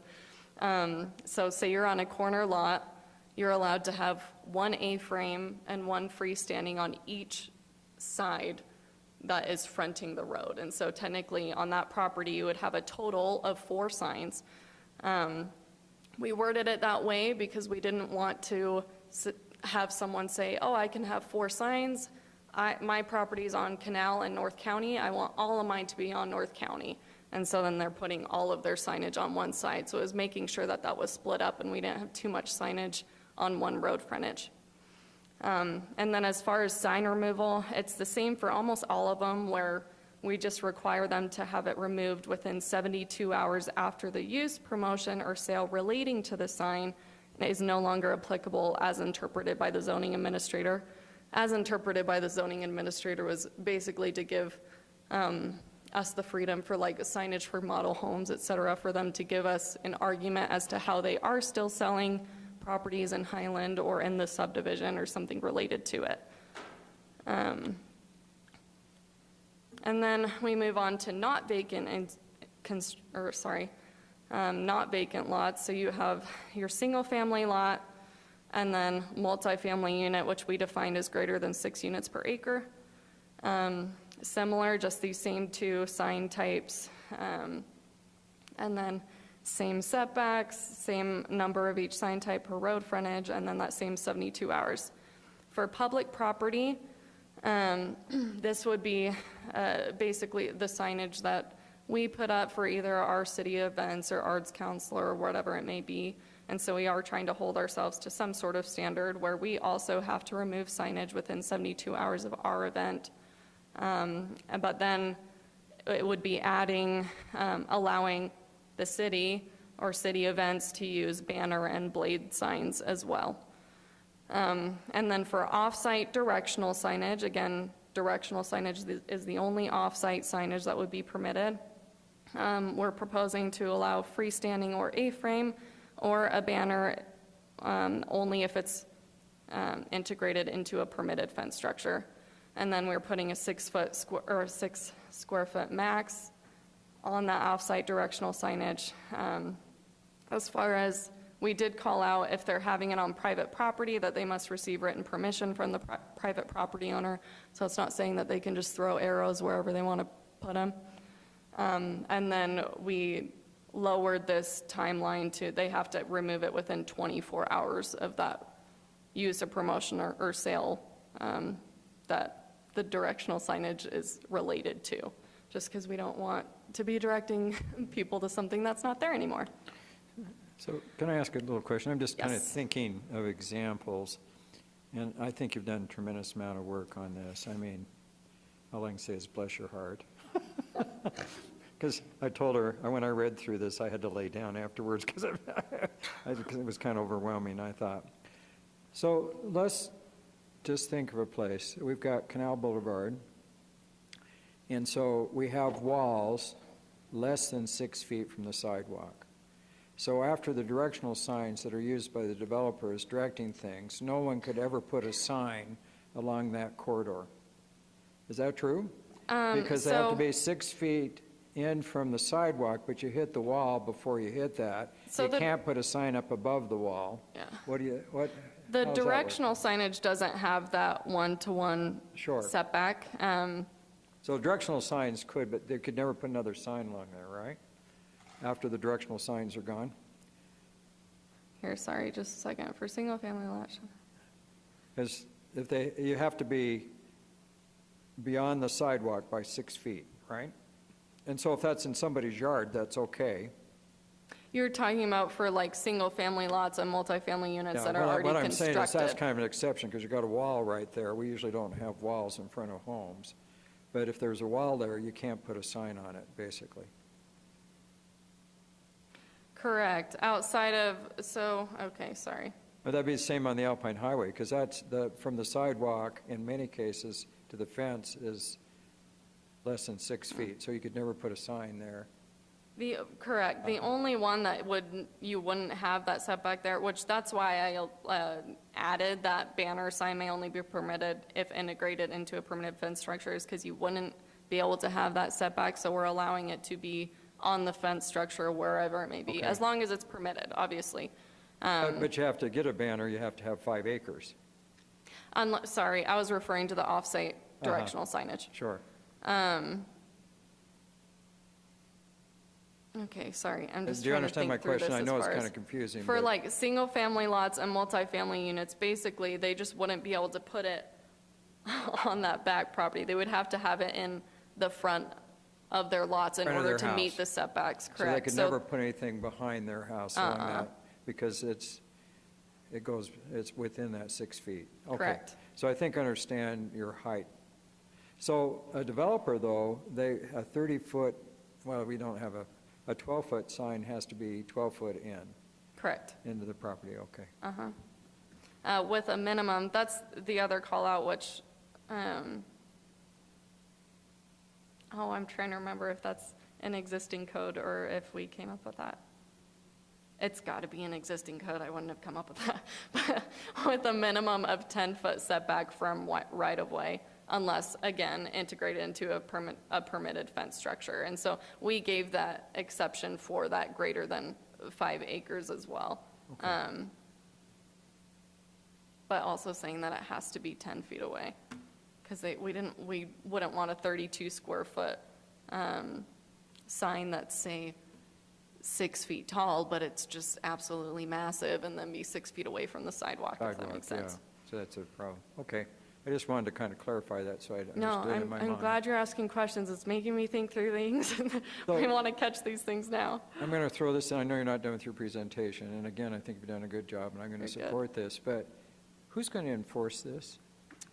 It's a great question. That's why I worked extensively with Haley Bono, who's our new code compliance officer, in writing this, and she actually drafted several letters that were based on old letters, or like she drove around. She was so good. I just want to commend her for that. But she drove around and was like, okay, if I had to send a letter to this person for this sign, or this person to this sign for this sign. She drafted letters based on our proposed draft to make sure she always had something to point to, and there were a couple that she caught, so we added to make sure there was something that was clear in code that she could directly point to in enforcing it.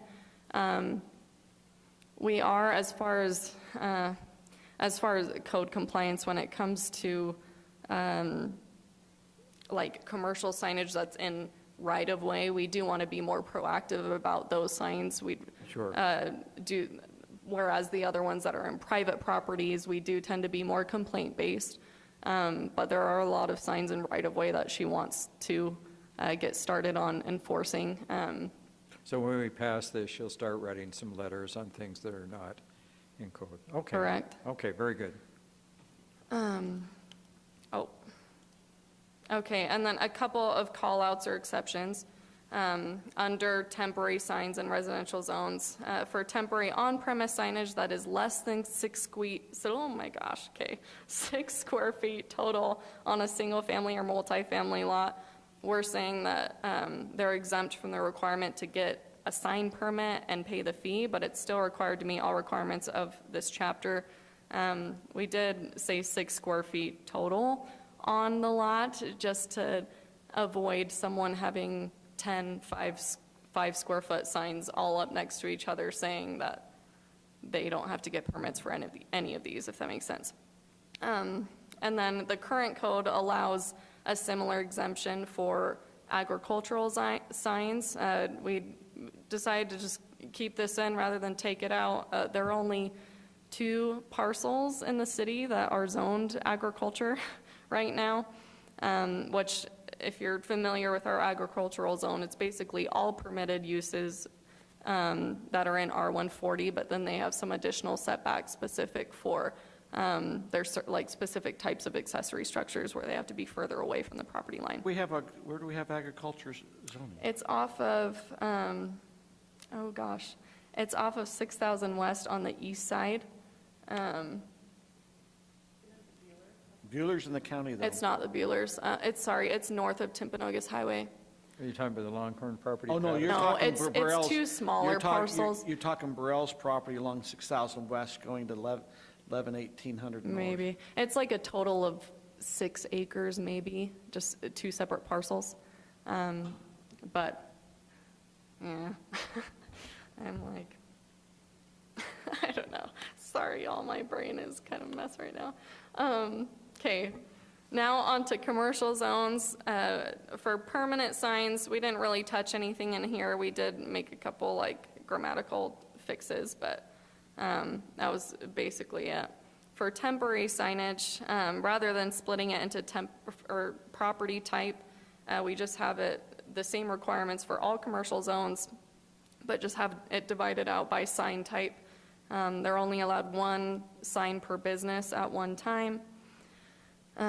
For A-frames, we're allowing them to be 12 square feet. And then that same type of setback, not located any closer to any right-of-way than its height from grade, must be out of the site triangle, and then that 72-hour removal requirement.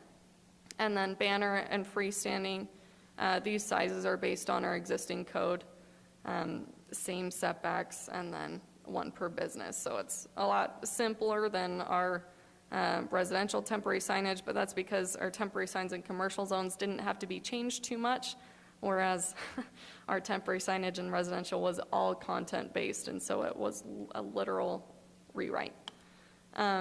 These are the proposed definitions. To add, we're just clarifying what an address marker is for those permanent signs in residential zones, and then adding that blade sign or feather sign definition.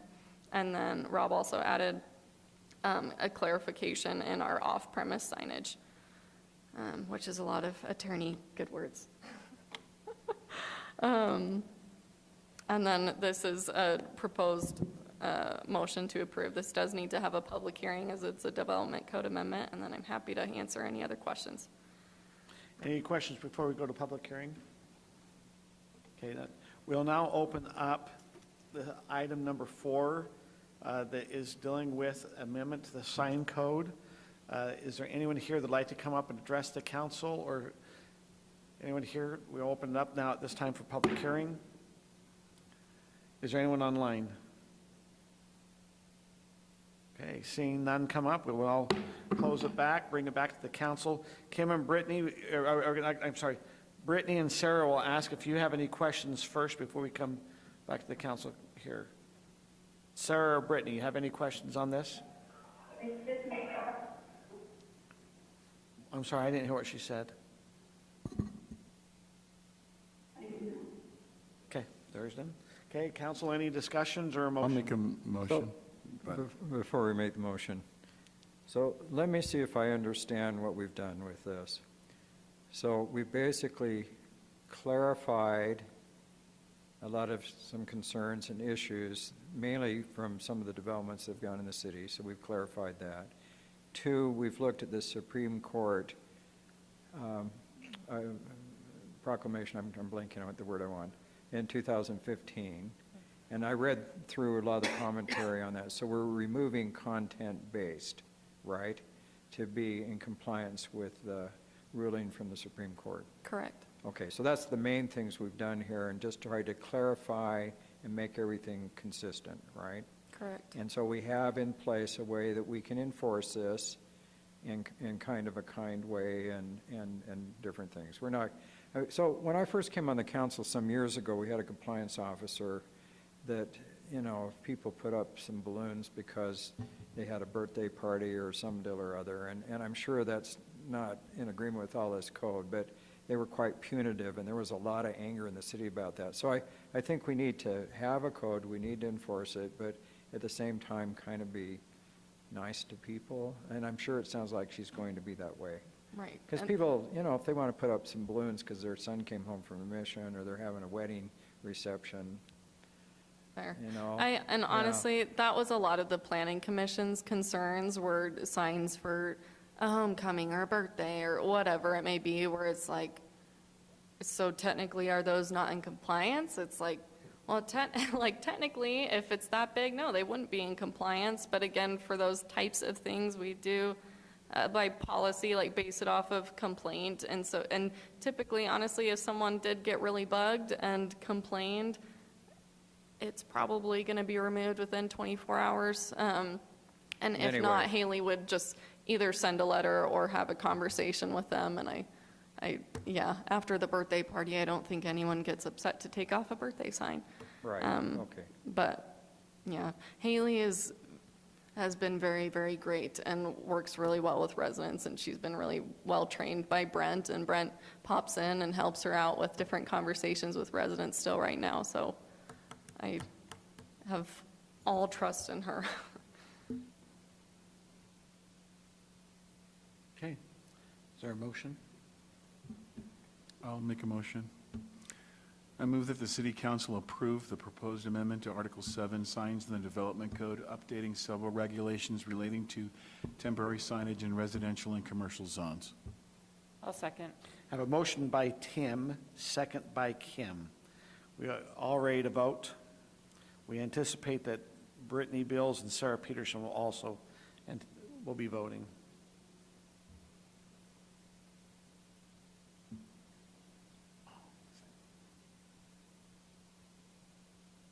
That passes 5-0. All council members were present for that vote. Okay, meaning there's 2 online and 3 here currently. We will now move on to number 5, which is a public hearing and ordinance, Performance and Assurance Code Update. Rob, that is you. Thank you, Mayor and Council. What slide did I start with? Start with the recommendation. We're recommending some changes to the city's code regarding performance bonds. Sorry, I'm going to try to use the right word. The colloquial term is bond, because that's what we call when someone gives us some kind of assurance saying that they're going to guarantee we call them bonds. We've called them bonds for decades. We don't actually allow bonds, though. We require different types of assurances. So if I call them bonds, I'm talking about the assurances that developers provide to make sure they actually complete public improvements. So we often call those bonds, even though they're not technically bonds. So can I ask a question quick? I'm sorry to interrupt. Please. So when I read this, is this assurance has to be a cash deposit somewhere? I mean, it can't be, I mean, I was really confused when I read that. Maybe just as you go through that. We'll go through that, but I'll just answer that right away. There's two assurances that we're talking about. One is Warranty. the 100% that says, I will build everything we said we're going to build, and if they don't do that, they don't finish a road or a sidewalk, we pull on that. The other one is the warranty assurance. That says, after the city accepts it, inspects it, for 1 year, it's going to be free of defects. That's 10%. So that second one, that warranty, part of the change we're recommending is to make that cash. That makes it easier on the city. We have money, it's there, we don't have to fight with anyone. There's an issue, we get it. On the completion assurance, whether they're actually going to complete it or not, state law says we have to provide two methods. So we have cash or letter of credit. Those are the simplest ones for us to work with. So our recommendation as we go through this is to hold the public hearing and adopt this, of course, subject to any changes or modifications you may like. So this was, to your point, Councilmember Smith, state law says for new developments, they can't record their final plat and they can't sell lots until they either do one of the following. Do all the public improvements. That means they build out all roads, all sidewalks, all utilities, whatever we require. They do all of that first and then they record. That's often cost prohibitive and they want to sell lots as they're building roads out, which is kind of the more normal process. So that's the second option, where they provide the city assurances that they'll complete all the improvements and those improvements will stay in good condition. And then our code says how they do that, how they provide those assurances. So, and as I just explained, we have two assurances we're dealing with. One is called the completion assurance, or the code refers to it as the performance guarantee, meaning they're putting up 100% of the cost of actually doing all the public improvements to guarantee that they actually will install it as they said they would. The second is the warranty.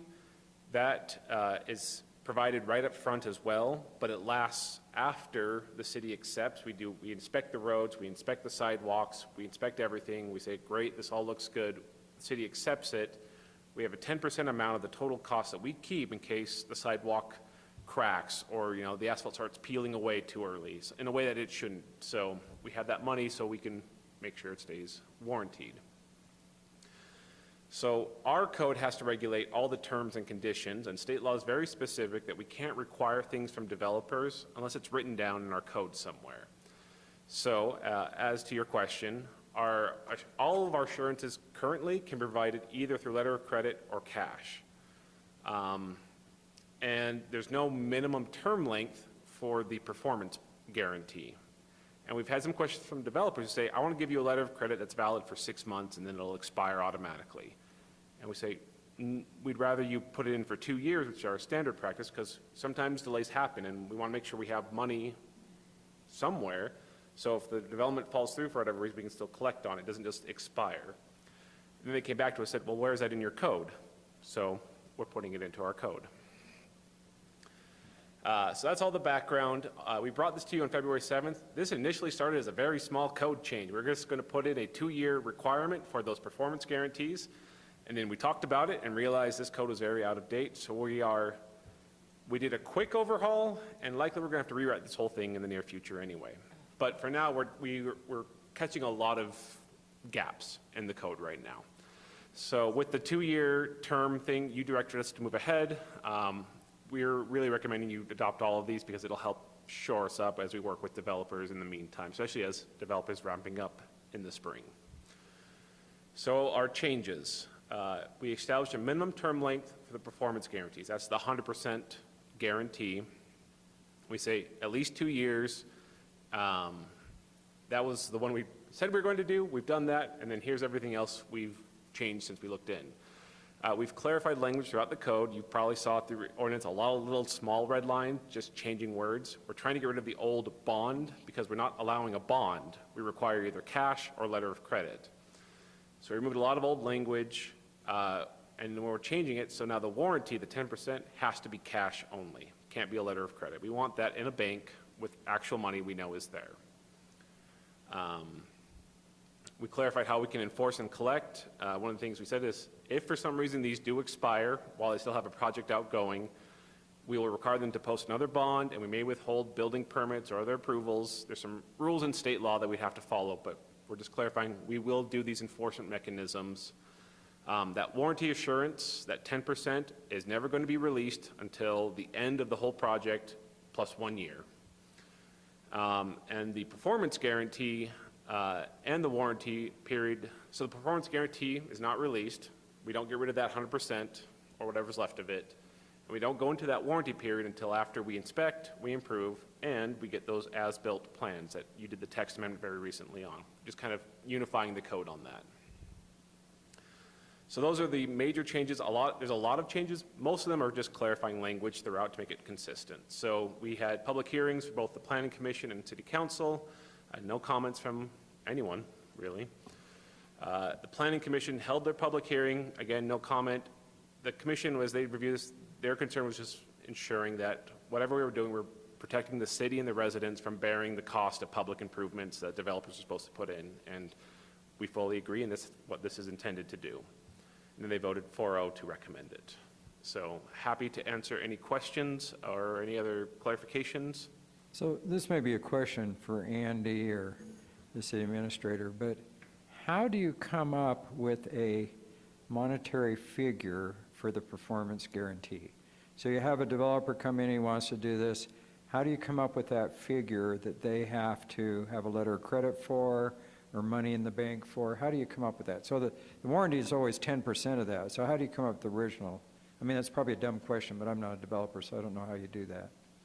We require their engineer to provide us a stamped estimate. When I say stamped, certified by the engineer, that's based upon either their construction bids or upon the current construction industry, and then we review and approve and concur with that. So it's their best estimate of what it'll cost, and then you look at it and say, this is reasonable? Is that what happens? Yep. Do you kind of put the final stamp on things? You say this looks reasonable, and so this is going to be your performance guarantee? I mean, does it all fall back on you? Who makes this final decision?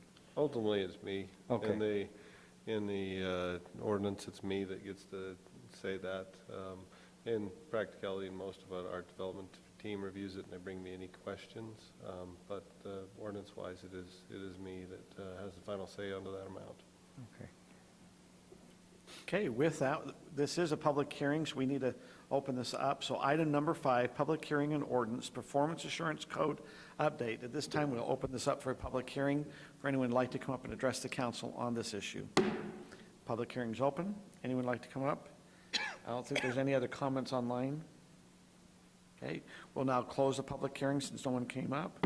Move it back to the council for a motion. I'll make a motion. Okay. Are we ready? Nope. Do you have something to say, Scott? I always have something to say, but I don't Oh. at this time. You sure? Okay. I move that the city council approve the ordinance amending Chapter 6 of the Highland City Development Code regulating development assurances. I'll second that. Have a motion by Kim, second by Scott. If there's no further discussion, Kim and Brittany and Sarah, any discussion? Looks like they've already voted. Can I ask a quick question before Yes. we vote? Where does the word assurance come from in this? It's a legal term, obviously. I'd never heard it before this revision. It was me trying to find a legal term that encompassed everything that this references. It does come from state law. They call these improvement completion assurances and improvement warranty assurances. So that's the term. Our code already used performance guarantee. So we're leaving that in there, but we adopted kind of the state language for And the assurance. more general term. Which is not an insurance as assurance. It's, Okay. yes, it's not insurance. Yeah. Oh, looks like we're all voting, huh? Okay. That vote is 5-0. We'll now move on to number 6. This is an ordinance update on our cemetery code update. We have our city recorder, Stephanie Cottle, that will handle that. Bear with me while I change my glasses so I can see your faces too. All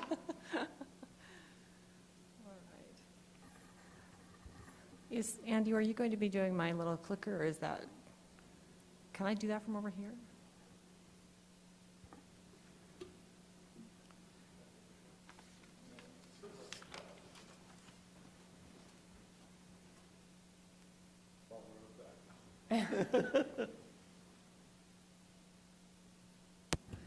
All right, thank you, Mayor and City Council. Just as prior council direction on this item, this is our cemetery code update. We've had a lot of discussion about this. We met in a work session on December 6th of 2022 last year, and we discussed some overall code amendments at that point. Then last week, our last meeting, February 21st, we did have a communication where you gave us some direction on headstone height, as well as how and when we are allowed to transfer graves. So, is this not going to work for me over here?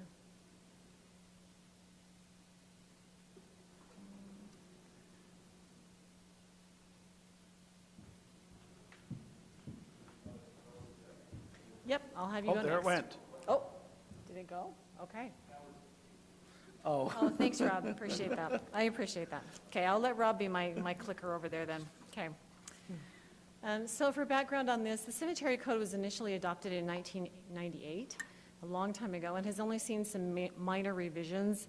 Since that time, we made a revision in 2014 with headstone sizes and requiring the grave owner to pay for the stone if it needed to be moved for an interment. We did another revision in 2017 when we discussed that when they buy back a plot to the city, it has to be at the current market value. That was actually in state code. And then also in 2017, we adopted the grave reservation policy as we have it today. So this code update that we're doing is very extensive, again, just like everything else we're doing tonight. And it is just to ensure that our policy and practice are in line with the code that we have. With the overall goal, of course, is to preserve the long-term quality of the cemetery. Thank you, Rob. Okay, so we're going to talk about several different kind of the highlights of what this code entails. First of all, headstone height. We talked about that at 2 different times. It was proposed 36-inch maximum height. At the work session on December 6th, council kind of gave us a nod towards that, so we moved forward with that.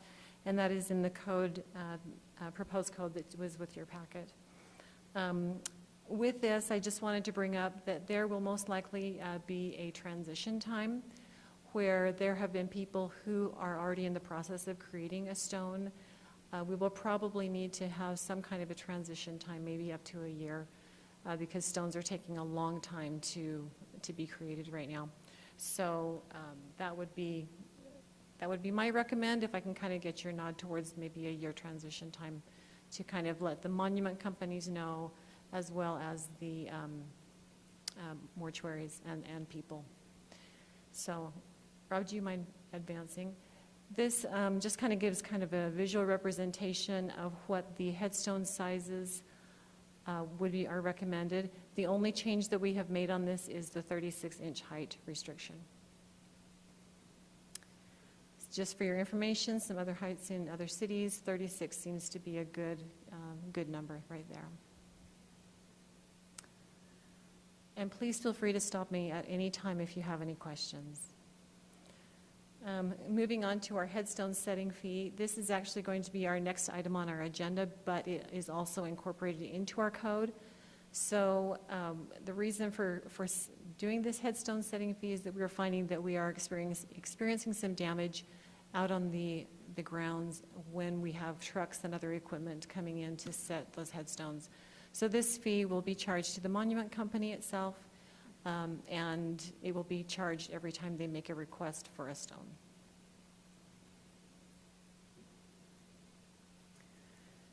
And then your headstone setting time frame, we are allowing headstones to be set, we're proposing that they be allowed to be set April 1st through October 31st. Those headstone sets will not be allowed after October 31st. That's kind of your outside time. If someone wants to set a stone on April 2nd, that is going to be up to the sexton's discretion. If the ground is too wet, if he feels that rolling a truck over the top of the ground is going to destroy the ground, he has the discretion to say, not this week. This is a question I wanted to ask, if that's okay, since you meant. Yeah. Who is the official sexton? Because when I read through this stuff, it almost sounded like you were. I am not the I know official that, sexton. I know you're not, but, Yeah. Trevor Aston because is the way it our was official described in sexton. there, it seemed like the one that was selling the rights. I think, did Trevor come in December? Was he, I can't remember if he was here. in Trevor December. was here in December for that work session. Trevor Aston is the official sexton. He is the one who oversees all of the burials. He oversees all the headstone sets, he or his designated representative, so. Okay. Okay, that's a great question, I appreciate that. Okay, the other item that we've discussed that's a little bit of a change for us is the holidays that are closed for burials. Previously, we were only closed on Christmas Day and Memorial Day weekend. We were discovering that this is really not very fair to our staff, and we wanted to provide a little bit of time for them to spend some holidays with their families. So with your direction, these, after our work session, these were the holidays that you agreed that would be appropriate for us to close. I'll need to have, if you have any feedback on that, that's fine, but New Year's Day. As you look across these dates, have these dates been, have we had a lot of requests for these dates? We do have occasionally on Pioneer Day, we have had a request there, I believe Labor Day and possibly Veterans Day. Those other days, not so much so. And it's only occasionally when we have those, but it would be, but those are the, I know I've had those there. The other thing that we are suggesting written into the proposed code is that we close on the day that, of the holiday and on the day that these holidays are observed by Highland City. So for instance, if a Christmas falls on a Saturday and Highland City observes that on a Monday, we would be closed on Saturday for the official holiday and then Monday for the observed holiday. Erin, you're grimacing. Am I saying that wrong?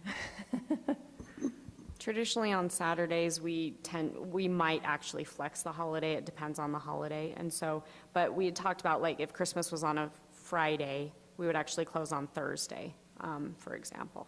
So we didn't think that we would say, yes, you can bury somebody on Thursday, even though the actual holiday is Friday, because the city is closed that Thursday in honor of the holiday. Okay, hold it. For Christmas, we would, if it's on Friday, we close on Thursday. Why are we closed on Thursday if the holiday's Friday? So typically, we would just roll that to what would make sense. And so traditionally, the state closes, if it's on a Sunday, they'll close on a Monday. We try to follow the state as much as we can. I'm just saying, when you said Christmas Friday, most people would take that Friday off, not the Thursday. You're right, but because we're not open on Fridays, our city would actually be closed that Thursday. And that could, I don't know, to be honest, that could be something the council needs to consider. If we're closed on Fridays and that holiday's going up over that Friday, Saturday, or Sunday, that could hinder a longer time of close. It would make it long. Like Stephanie said, it's very rare that we get requests around those time frames. And, you know, 1, 2, 3, 4. I could see Veterans Day or 8, Pioneer Day. maybe a being year, one. am I counting that right? 8 or 9 a year, that it would impact weekends a year out of the 52. So it's not many, but we just, again, this was to try and help them have a holiday weekend where they were expecting one. Not for, you know, we talked about some of the minor ones. You asked us to be flexible, and we completely thought that was fair. So Juneteenth, I'm trying to think of the others that we observed that we took out of here. President's Day. President's Day, that we felt were a bit more minor of holidays, we didn't include in here. My one concern would be if you look at, most of the others are a specific set day, they're a Monday, but with labor, you know, your Pioneer Day and Veterans kind of rotate. I guess your Independence Day could also rotate. Some of these, I'm just worried if we're closed on a Friday, we're actually saying on that Thursday, so you got a Thursday, Friday, Saturday, Sunday, they can't be buried in. I'm just worried about a little bit of a concern. Well, I have some of the same concerns. I understand where you're coming from on the staff, but as a physician, a lot of my older patients die in the middle of the winter. So, for example, in my family, my uncle that I was really close to died on December 3rd, my mother died on December 19th, my dad died on January 2nd. So that's kind of consistent. So I think we have to be careful how many days we're closed during that time, because I don't think most people want their loved one to kind of sit in the mortuary for a week, although that happens if there's a lot of travel time. So I don't know. We may have to be a little flexible. I don't know.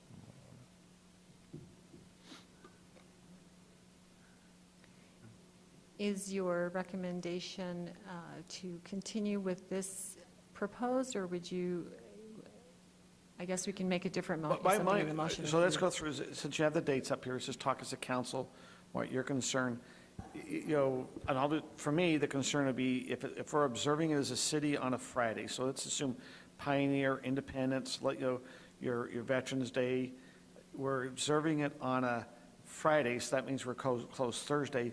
Would they be able to be buried on a Saturday? Or is that, are we saying that whole weekend is shut off? No, they would be able to do it on that Saturday. Actually, that's a good point, Mayor. Yeah. The way the code is written, it's the holiday and the day that it's observed for the city. So it would be, okay, so back to the Christmas one. Christmas is on a Friday. It would be the Thursday, Friday they couldn't, but Saturday, December 26th, they could. Yeah. Fine with that. Okay. Yeah, I'm happy with that. Yeah, I just, because it helps, because The really, one- if we're going to be closed on a Thursday, it does allow them to do a Saturday, or, because, I mean, what I'm saying is. Yes, if- absolutely. if They we can do a are Saturday. observing on The a one Friday- exception is Memorial Day, where we're saying the whole weekend, nobody No, gets and to I- use the cemetery for burials. For burials. And it is very busy there. So what we're saying is from Thursday to Monday of that Memorial Day, which is probably, Yeah, correct. Yes. Okay, thank you for that clarification. We can pass, this is the closure dates in other cities. I think I presented this to you when we were first discussing this. We're right in line with what other cities are doing with this. Grave transfers, this was a hot topic last time. We think we've got it worked out according to what we talked about. Basically, we're moving ahead with our same practice. We're just updating our code so that our code says what our practice has been. Basically, the grave owners, a living grave owner can transfer to any of his family members, and then transfers may occur after death if they bring in some kind of legal document showing that they are the trustee, legal representative, or heir of the deceased grave owner. Pretty much what we're doing right now. And then just as a reminder that grave owners always have the right to come in and allow someone to be buried in a plot, I'm trying to use the word grave now, in a grave that they own. It doesn't need to be a family member. They don't necessarily give over the rights to that grave, but they can give permission for us to bury someone in their grave. So can I get some clarification? So when I read through this, when I bought what I thought were burial plots, now in the ordinance you call them burial rights. But if it's a burial right, we don't really own the ground that we paid for, right? We have the option to be, we don't have the option, we have the right to be buried in that cemetery. So what guarantees that we're buried where we wanted to be buried? If it's a right and not a plot, does that open the door where the city could move where we get buried? No, absolutely not. So your burial right certificate actually lists the grave that you have purchased. Or the plot that we thought that we bought? Yes, plot and grave we're using kind of interchangeably. Now everything we're calling is a grave. So, but on your burial right certificate, you'll notice that it's listed as a specific location in the cemetery. And each certificate, there's a certificate issued for each grave. is that a common practice throughout other cemeteries? Like what Scott's thinking, I guess when I bought a plot, I thought I was buying that little piece of ground. Yeah. I thought that ground now belongs to me in that cemetery. Has it always been a right, and is that what other cemeteries do? Does that mean, are we grandfathering in that, Scott thought, or I thought? That I thought it was plots. I thought I owned that property. Yeah. No, you are only, I was gonna put a when we Walmart there. issue that burial right certificate, you are only getting the right to bury. Has that been ever since we Yes. started? Yep. Okay. And that is how. And I believe that's in state code, isn't it? It's in state code. It's Yes. how I think even private cemeteries do it. The reason for it is not to try to be able to remove someone from it. It's so that the cemetery always has control over making sure they can, you know, clear things over the, if they sold a little plot, they couldn't go onto it to maintain grass. Like, you'd have to have all these contracts in place. This just says, you have the right to be buried, but we control, and this is actually in our code, we control everything else about it. I can see I getting a property tax notice, this is for your burial plot. Exactly. Right, you will never see a property tax on your burial plots, right. So you explain this to people when you Yes, sell? yes. Because, yeah, you weren't there when I bought mine. I know, I missed you, Scott. You can blame me, I'm the one who sold Councilmember Smith his plots. I think you happened to be out one day, Stephanie. I wasn't mentioning names. I got to tell you a funny story real quick, and I'm sorry to interrupt. That's fine. But, and so I went to one of my neighbors who's moved to Alpine. They had a party for him. He turned 70. And it was very interesting because the discussion we had as people there, we were just talking. We all got talking about where we were going to be buried. And I said, when we turned 50, we all talked about our colonoscopies. So you wait. When you get older, you'll talk about where you're going to get So buried. much to look forward to. I I'm know. really excited. You'll be Stephanie, there. The parties. could you explain that again? That was rather cryptic. Sorry. Oh, my goodness. Okay. Are there any questions? I could tell you cemetery jokes that people are dying to get in there, right? Right. Okay. So let me, okay, so you mentioned one thing, Stephanie, is that a right owner, the rights of the grave owner, they can have anyone buried, but not the person necessarily buried hasn't put in their name. Correct. So say you own several plots in the cemetery and your neighbor passes away and they don't have a grave.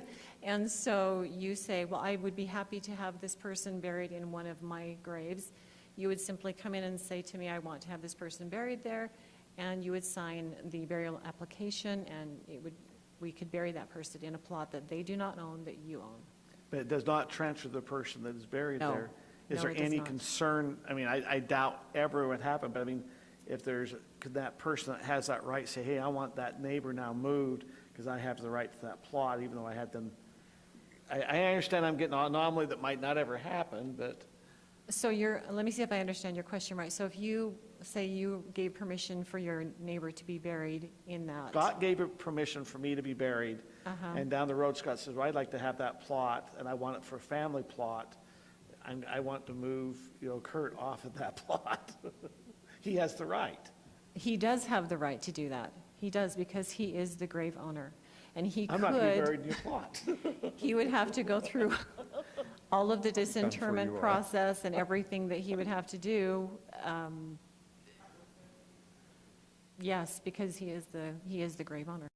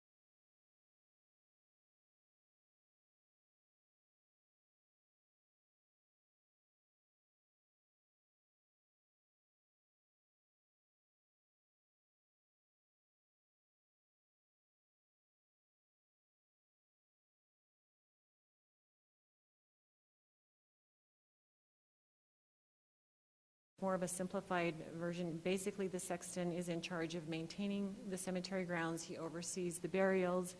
He oversees everything that happens out there on the cemetery.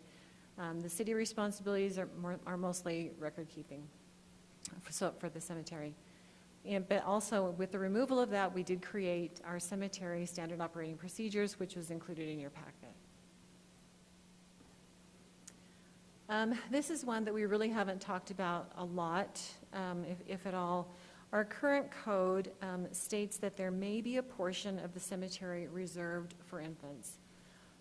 We actually have a small portion on the south side of the cemetery that I have not sold plots in. As we, just for the option, if this was ever something that we really wanted to do, I know that previous recorders have thought about this and have done some research on this. As staff, we have discussed this a great deal, and our recommendation is that we don't have a separate section just for infants. And there's two reasons why we're recommending this. First of all, our Highland City demographics really don't fit the need for a dedicated infant cemetery. The families in this area are more established. If they do have an infant burial that we need to perform, the options that we have for parent-child, parent-infant combinations in the same plot are much more appealing to them than having their child off on their own. So for those, a couple of reasons, we're kind of recommending that we have, open up that little section that we have kind of reserved and let's sell some graves in there, but let's let them all have that parent-infant combination that's available to all the rest of the cemetery as well. Have we had families use that area for infants? Is there any infants buried there? There's nothing in there now. They haven't even been sold. So, I mean, that, council, this, because this can kind of change. If we were trying to save an area for infant burials, this can change a little bit of that cemetery. Now, for someone who has had an infant pass that's been buried there, I mean, as a family, we've put them in a family plot, and the thought is, my wife has mentioned many times, she will plan to be buried with that baby as a double burial, because we allow for double burials. That's just our family situation. But have we had requests for infant cemetery? Have you had a lot of requests if we have something?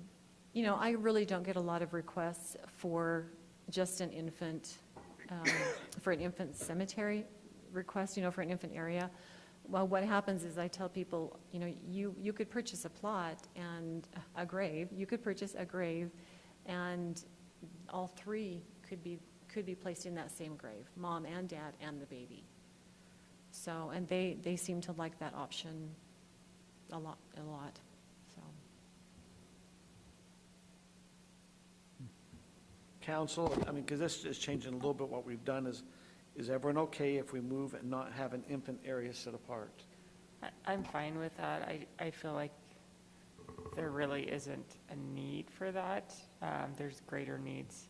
I don't know. I feel like infants are buried with their parents. Brittany and Sarah, do you have any input on that specific item about having a specific area for infants?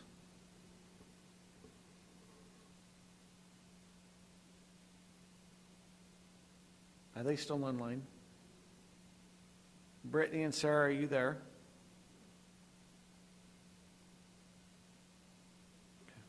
Any other council members have any input on that? Because this is changing, we will not have an area set apart for this. I just want to make sure we understand and that we're okay moving forward. I agree, especially with the provision outlined in the third point, or the third bullet point. I think that, yeah. I'll agree to it, too. If there'd been some demand in the last 20 years, but there has not been.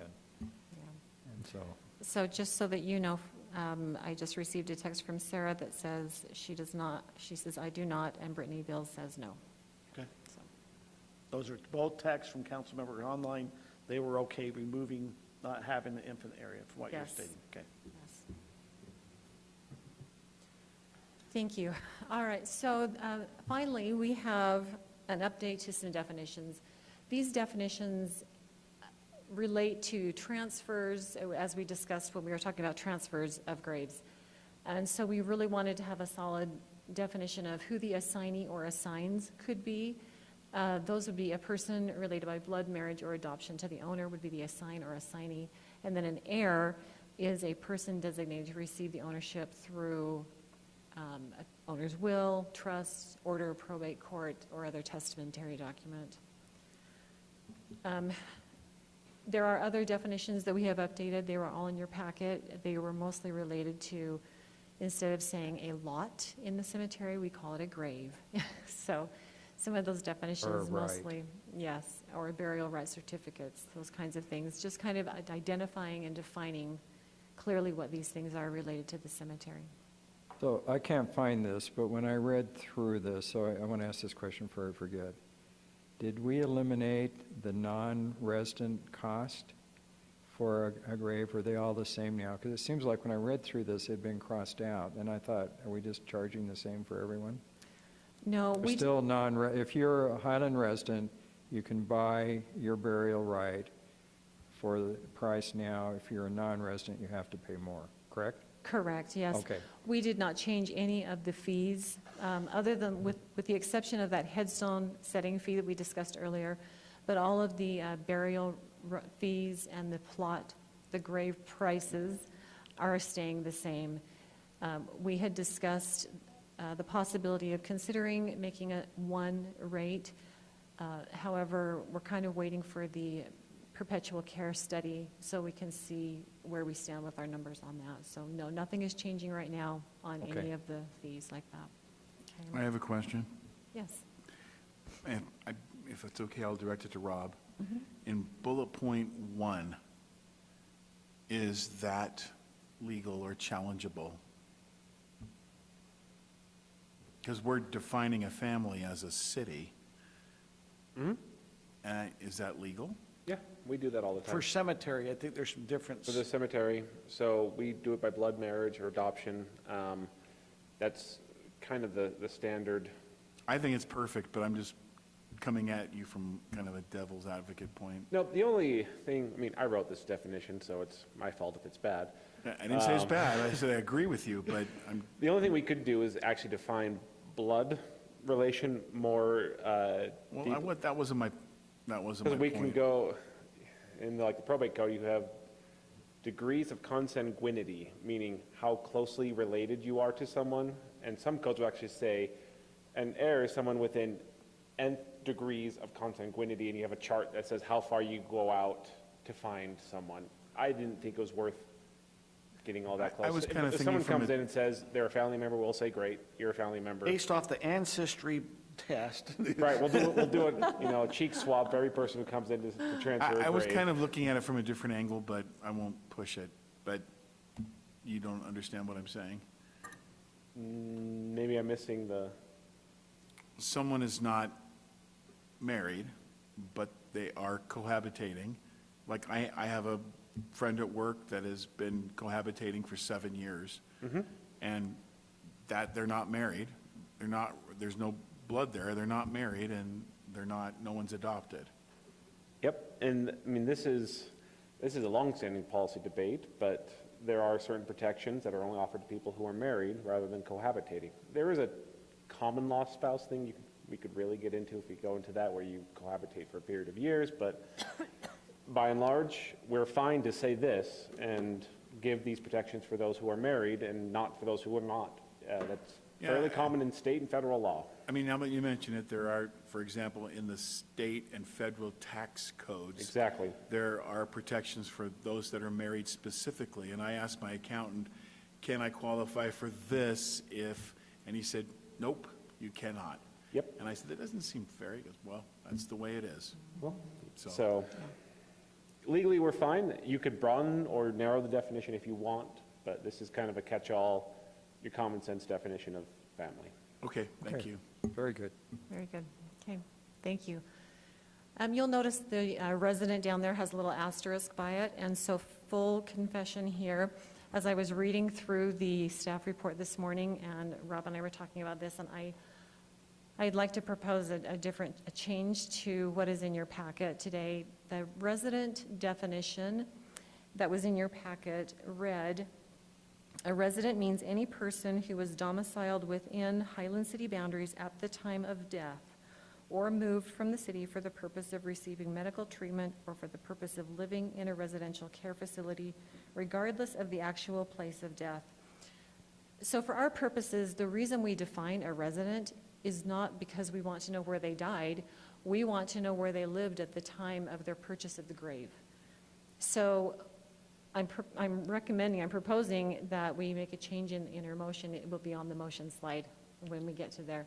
But the resident definition be changed to a person who is domiciled within Highland City boundaries at the time of the purchase of the grave. Well, that makes great sense, because a lot of times, people move away for a while or on a mission or something, and they die out there, but they have their burial right here, and of course you'd want to keep that. Correct. What happens if a person's in a care center? So now they might have lived here, they've moved to a care center, so they're down there for a couple of years. But they bought it when they were living. Well, in if the they hadn't bought it and they pass, but they've always they've always thought they were a resident of Highland, even though they've maybe at the care center. I don't know, because in your wording, you had about domicile at a care center or something. So, yes, if they move out of Highland City, if their primary residence at the point that they come in to purchase their burial graves, if their residence at that time is not in Highland City, then they don't get the resident rate. So, Unless they live in Highland Cove, unless they live in Highland Cove. assisted care. Yeah, okay. All right. And there, we also have attached to that resident definition, there are some rules that help us define, circumstances such as like what you said. If someone were to leave and go and serve a mission for their church, if they were to be in the military, if they were to be away at school, their primary residence would still be Highland. Same situation, I did have a situation the other day where a person has two properties. They have a property in Highland and they had a property down in St. George. However, his primary residence at that point was St. George. And so that's also included as one of those rules, that the primary residence has to be in Highland for them to get that resident rate.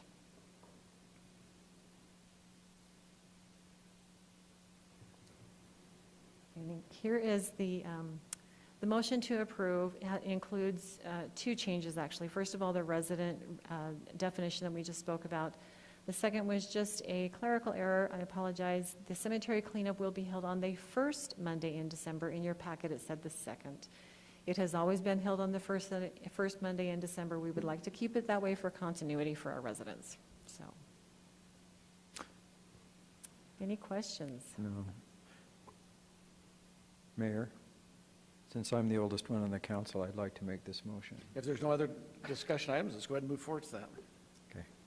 So I move that the Highland City Council approve the ordinance amending the Highland City Municipal Code, Chapter 13.48, City Cemetery Policies and Regulations, as presented in the discussion tonight with the following changes. 1, resident means any person who is domiciled within Highland City boundaries at the time of purchase of the grave. And 2, the December cemetery cleanup will be held on the first Monday in December. I'll second. Motion by Scott, second by Kim. Any discussion before we go to vote? Seeing none, we'll go ahead and go to vote.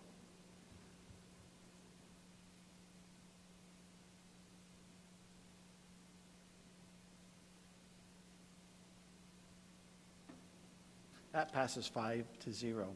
We'll move on to item number 7, which is a public hearing and a resolution on a fee schedule update of the headstone setting fee. Thank you, Mayor and City Council. This is my privilege to present this one again. So prior direction on this, Council held a work session on December 6th. Once again, we talked about the headstone setting fee. At that time, Council kind of gave us the nod to go ahead with that. They were agreeable. You were agreeable to that fee. As I kind of said before, we've experienced some damage in our cemetery due to the equipment that it takes to set these stones. So this fee will help offset some of that damage, as well as offset some of the costs of employee time that have to go out and mark those graves each time they need to be set. I did a little bit of research on the headstone setting fees in other cities. You can see Pleasant Grove charges $100, Orem at $80, and Lehigh at $50. Just for your information, this is the number of headstone requests we've had in the last 4 years. An average of about 63 headstone requests each year, so a $50 setting fee would provide about $31.50 $3,150 each year in revenue applied towards the Cemetery Perpetual Care Fund. So, any questions on that? Okay, this has a public hearing, so at this time, we will open up the public hearing on item number 7, which is the fee schedule update on the headstone setting fee. We're at this time open for public hearing. Anyone would like to come up and discuss with the council? Seeing none, we'll close public hearing, move it back to the council. I'm happy to make this motion. So I move that the Highland City Council approve the resolution to amend the Highland City fee schedule to include a $50 headstone setting fee. I'll second. I have a motion by Scott, second by Kim. Let's go ahead and go to vote.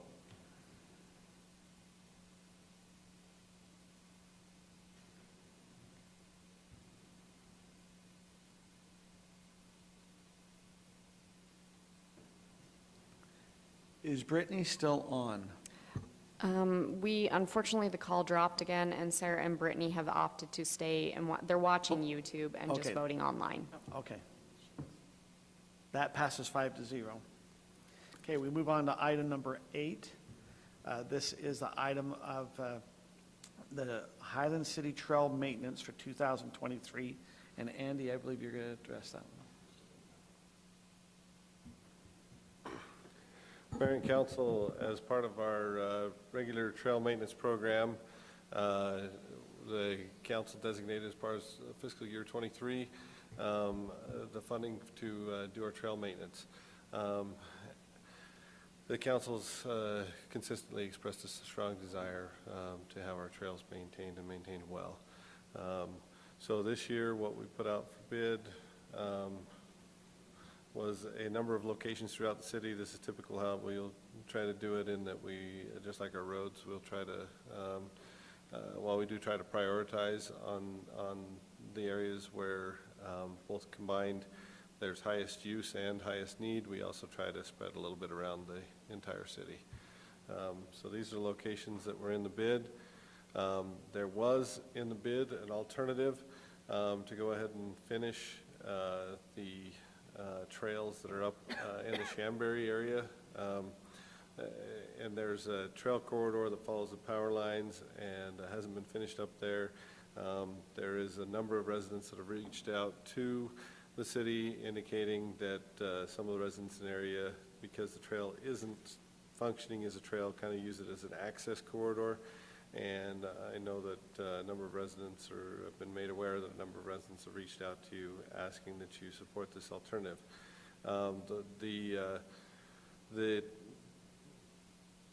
As with all of our bids these days, they all come in a little bit more than than we think they're going to.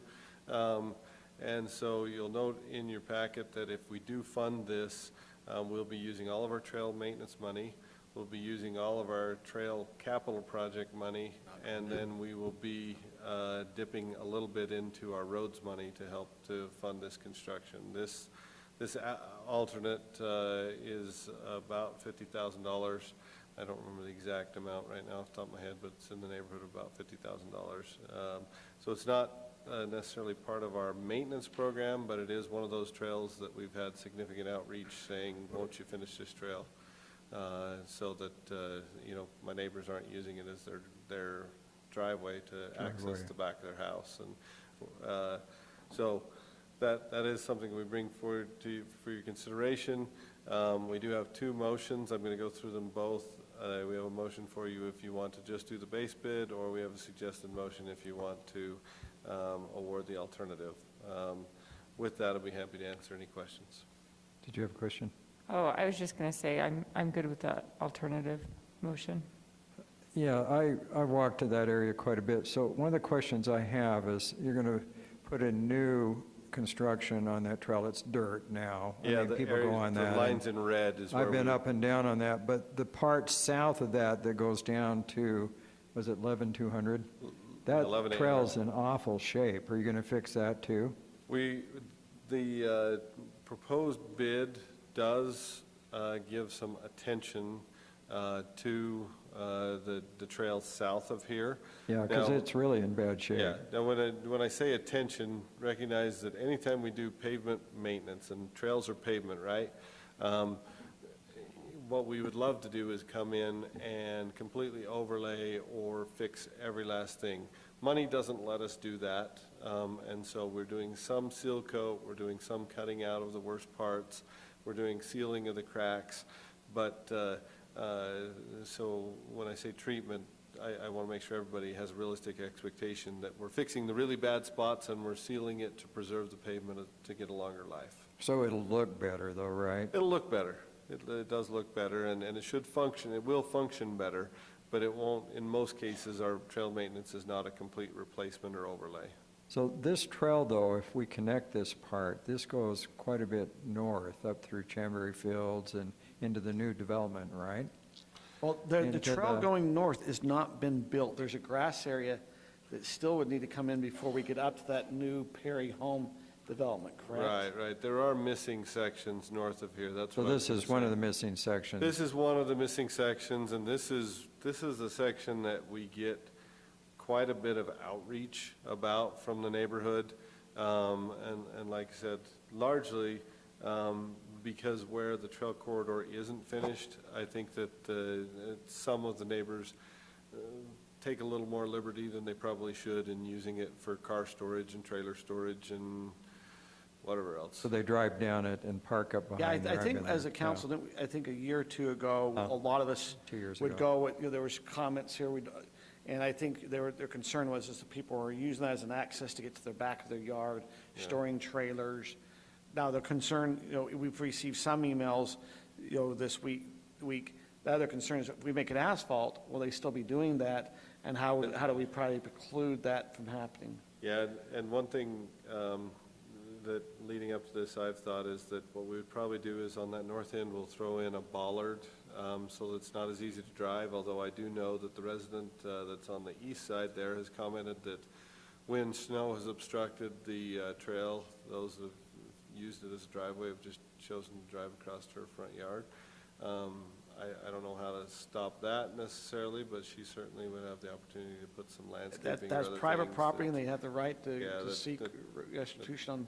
But with this a problem, I remember when that house was actually going to, if you remember, it was that house to the north, it's when they were building, and that, they were calling us to say, hey, there's issues, can you help with it? And that's why I think when we went out and tried to help. That's when we walked all over that. Our effort in this case will be to finish the trail so it acts as a trail, and through acting as a trail and the use as a trail, it hopefully discourages the use of it as a driveway. And everything in red was what we're talking about being built, correct? Correct. Okay. Yeah, the red's where we would add the new trail. Is there any other input from council before a motion? Okay. And if you'd tell me which motion you'd So- like to read, I'd be happy to put either on the screen. So the way the road maintenance fee is set up, is it legal for us to put money from that to the trail? This isn't the roads maintenance fee we'd be using, this Oh, is this is B and B&C C. funds. This is B and Oh, C, okay. which is, I didn't since understand that's that. public travel and public, we'd be okay to use it, but we'd be dipping a little into our B and C monies. Okay, We have a 1150 fee that is on our utility bill, which is called a road fee. 1850.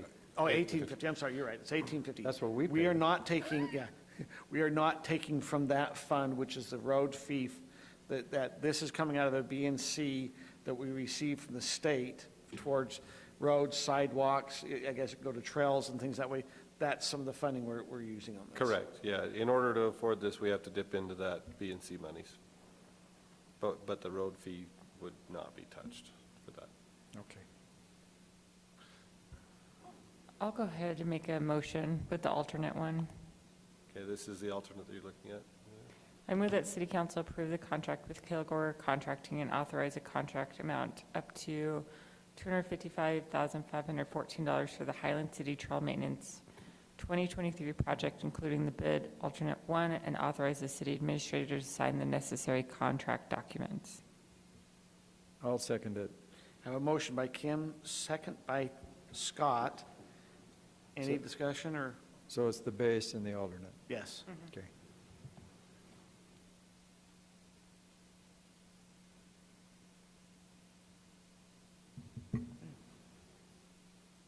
That passes 5-0.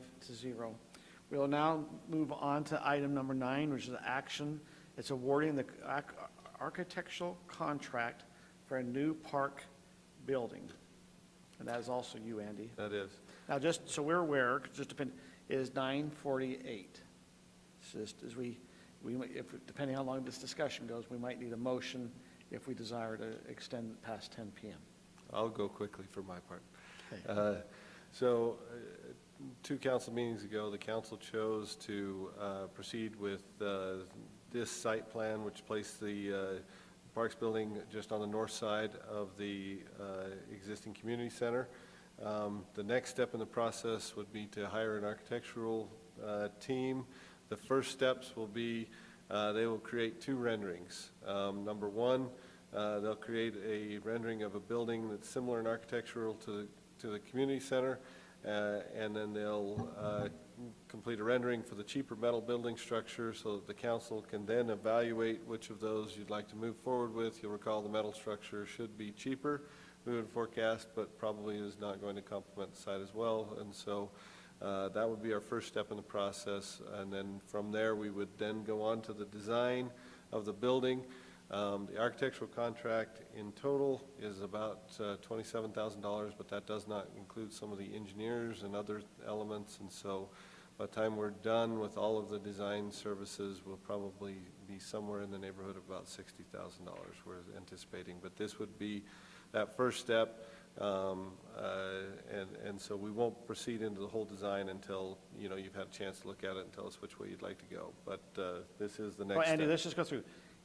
So what's the dollar amount? Because you have $27,000 for the architect. 27,400, so that's going to give you $4,500 for architecture, schematic drawings, $3,400 for architecture design development, $1,500 for design meeting and coordination, $18,000 for an architectural construction document. Yeah, for the actual design of the building, the hardcore design. The other elements are kind of their administration and then their renderings. So these first renderings won't have any, if you will, hard and firm design. They'll be a pretty picture, but they'll let us kind of hone in on the architecture. You'll recall just in our early estimates, we're anticipating that it'll cost a couple $100,000 more to make it look like the building, the existing building. And when I say look like the building, that's where we're going to turn it to the architects and say, okay, we want something that's going to look cohesive, and let them give us a recommendation. Will it give the council, let's just be, one of the concerns we've had is this building's fairly large, sitting on that lot, a little bit on a hill. Will those architectural drawings give a feel of what it might look like? Correct. Okay. It'll be a color rendering to scale, and you'll be able to see what it would look like if it complements and when I say complements, meaning it's a similar material, similar building form to the existing structure, or if it's kind of the cheaper metal structure. That would be step 1. Take a look at that, make that decision, and then from there, whatever direction we decide to go, then we would dive into the construction documents. So. Council, any discussion on this item? Well, I think you need to know this stuff before we can really make a decision, so yes, I agree with this. Yeah, I agree with that also. I think my only concern is that the existing building is out of date. Fair enough. So I have a hard time trying to match it to the existing building, which is already out of date. Yeah, I guess that's why I was trying to pick a good word and maybe matching wasn't the right word, but complementary to. I like that. Would be a better word in that. An updated manner. In that we're going to turn to the architects and say, hey, if we put it plainly, what do you think is going to look nice sitting here with this? And we're anticipating that the metal structure, while cheaper, will probably be a little more of a stark contrast, and that will give us our two framework Yeah. drawings. Well, I think a big thing will be color to a degree, Yeah. which will make a difference. Are you still thinking pink? No, but not white. But purple. Yeah, purple. Can I just interject something? I support this and different things, but Aaron, now that we've kind of made a decision about where we're going to put the park building by and large, I think we have, and we're looking at cost and architectural design, can we release the funds and fix the carpet and the paint in the community center since we're not going to use that? Because it really looks bad. It does. Shauna and I have had conversations about that and the cleaning and the windows and a number of things going on there. So Roy is currently working on getting me some bids for carpet and paint there. I think you have, the mayor and I donated our council portion. I think you got $6,000, right, or something there? Yep. 2 years ago. yeah. So we'll just, if needed, we'll pull those funds in from previous years. But Okay, okay. I think we should I'd be like us okay. to move ahead because it does look bad. It needs to be fixed, yep. Okay. Okay, is there a motion? I'll make a motion. I move that City Council approve the bid from Pontus Architectural Group for the architectural design and engineering of the new Parks building and allow the city administrator to sign the necessary contracts. I'll second it. Okay, motion by Kim, second by Tim.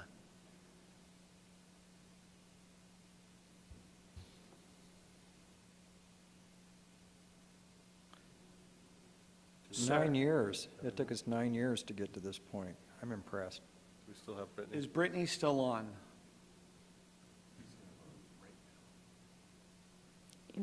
Brittany, we I do have not not see heard- your vote. There it is. There we go. That passes 5-0. We will now move on to expedited items in our agenda. Item number 10A, which is an action item, approval of special recognition and naming rights. Because I have a conflict of interest on this, I'm going to now turn to Aaron Wells and recommend the council at the time when it comes to vote that they just move forward with what they'd like to do. So I will now back out for item number 10. Aaron, if you'll do the discussion. Considering the time, I will, and the item, we will be very brief. Andy, if you'll move forward.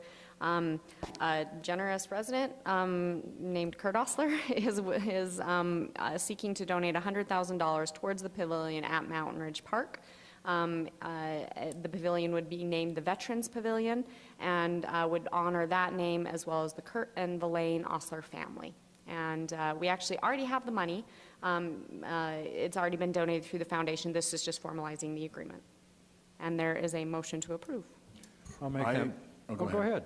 I was going to say, I don't see a downside here. So, I just want to say thank you. Yes, Kurt. thank you. Thank you, thank you. yes, absolutely. I think the name's great, too. It's perfect. I move that the city council approve the special recognition and naming rights agreement with Kurt and Valaine Osler for a donation of $100,000 for the large pavilion at Mountain Ridge Park and authorize the mayor pro tem to sign the agreement. I'll second it.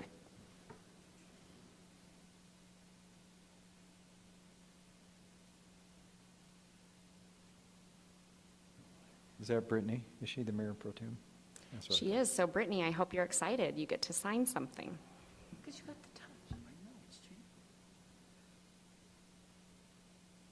thought. Oh, I forgot to sign. I moved. There we go. I have no touch.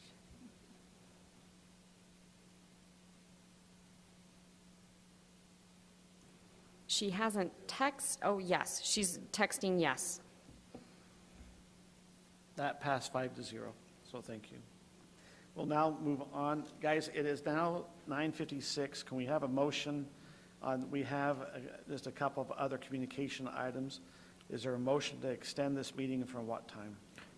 I move that we extend the meeting to 10:15. Oh, second. Okay, motion until 10:15 to move. All in favor? Aye. Aye. That we will now move to 10:15, extend our meeting. Okay, it's the Pleasant Grove court case. I know hopefully this is important to get, but maybe you can give us an update. It has down Aaron, but this will be Rob Patterson, our city attorney, that will give us an update on this. Well, the court case we were long waiting for has finally arrived, and it came out in Pleasant Grove's favor. So, very short summary. The Utah Supreme Court took this. This is the last appeal. There's no further appeal rights. You can't go to the United States Supreme Court because this is local law. The Utah Supreme Court ruled that Pleasant Grove's transportation utility fee, road fee, was legal. They did remand it back to the district court, meaning the district court will have further proceedings, because the only issues that were really queued up for decision was whether it was a tax or a fee, so meaning whether it was legal or not. They didn't address whether, if it was a fee, was it a reasonable fee. So that's what's going back to the district court. There's arguments whether that was even, they can even make that argument now at this point. But what we need to know, I have 3 takeaways for you. The Utah Supreme Court said, first, even though no statute specifically said cities are allowed to impose a fee for roads, the court said, we don't care. Cities have broad powers to figure out financial means of providing for services that cities provide. You don't need a statute that says you can provide a road fee, because cities can provide for the general welfare of their residents. And the court said, cities can provide roads, you can provide a road fee. Makes sense to us. The second major takeaway was that cities have pretty broad discretion from the courts on how they finance something. One of the arguments that the Libertas made was that, well, code says you can do this as a tax or in a different mechanism under statute. So they should have done that and not done it as this kind of fee. The Supreme Court said, we don't care. Cities have the discretion. Just because one way is available, so long as nothing in state law says you can't do it a different way, cities have discretion in how they fund things. So the court did not say it's a tax just because you didn't do it in this one particular way. So that was a great ruling for cities. The fact that legislature may provide one mechanism for funding something doesn't mean cities are limited to that one mechanism. The final takeaway, and perhaps the most important one, was the argument about, Libertas raised this as, well, other people use the roads. Other people benefit from the service that the city provides with this fee. That should make it illegal. The district court fought that argument and ruled against Pleasant Grove. The Supreme Court reversed it. The Supreme Court says, we don't particularly care as much whether other people benefit from what the fee has funded, so long as the person who pays the fee receives the benefit. So the Supreme Court said, we look at this as a charge to use the road. Now, they could have done it as a toll, but they don't have to do it. We don't really care how they go about it. Their study showed that they did an amount of roads they had to repair, and that there was an estimate of how much each resident and commercial area used the road. They boiled down to equivalent residential units, ERUs, said, okay, one residence has one ERU, a drive-through has, 20 or 30 ERUs, and assessed them a fee accordingly. And the court said, sure, other people from outside the city will use it. Other people will come in and drive on those roads, go to a restaurant, whatever. But the people who paid the fee still benefit from it, and that's what we really care about. So the court said, all legal, and upheld it. Now, the question that still remains, again, was whether it's reasonable, meaning, is it tied to the actual cost of providing the service? Frankly, that's an easier one for Pleasant Grove to win, and they actually argued that Libertas had already waived their right to make that argument to begin with. What does this mean for us? We have a few fees that we've been looking at. This involves our road fee, our open space fee, and our public safety fee. As I read this case, the Supreme Court has given cities pretty broad authority to impose these kinds of fees. We have to make sure they're reasonable, meaning are they tied to what the cost is? But as long as we can do that, and I think the city has, the city can continue to impose those fees if they want. Again, city has discretion, meaning the courts say, cities, you decide how to fund things. You can do it as a fee. You can do it as a different method. You can do it through your property tax. We don't care how you do it as long as you do it in a reasonable manner. So with the city's road fee, we have a sunset provision coming up. One of the questions we've been talking about is, should the city do another study to kind of shore that up? I think the city is fine. The city could commission another study to kind of really bolster its road fee. I don't think you need to. The road fee was based on an assessment of the city's roads, what needed to be done, and broke that down to a fair fee for everyone. As I read the Pleasant Grove case, that seems like a reasonable way of doing it. Perhaps when the road fee sunsets in 2026, 2027, maybe the city can look again at doing a study at that point to decide whether and how to extend it, what the fee should be. For public safety, we have a lot of discussion with the Lone Peak Public Safety District about the needs, how much it costs to provide those services. It seems pretty easy. We're not even funding all of it with the public safety fee. It's hard to argue we're not the residents aren't paying for a service that they are getting, which is high-quality, good public safety. Open space, again, this is one where an argument is made that, other people do benefit from the open space. As the court says, we don't care as much about that. So as a legal matter, I think it's supportable. Whether that means the city keeps it or not, the Supreme Court doesn't address that. Whether you want to keep the fee again, that's up to the council, and you've given the direction. I think we're looking at going to budget and removing that, so we're still continuing on that course. So that's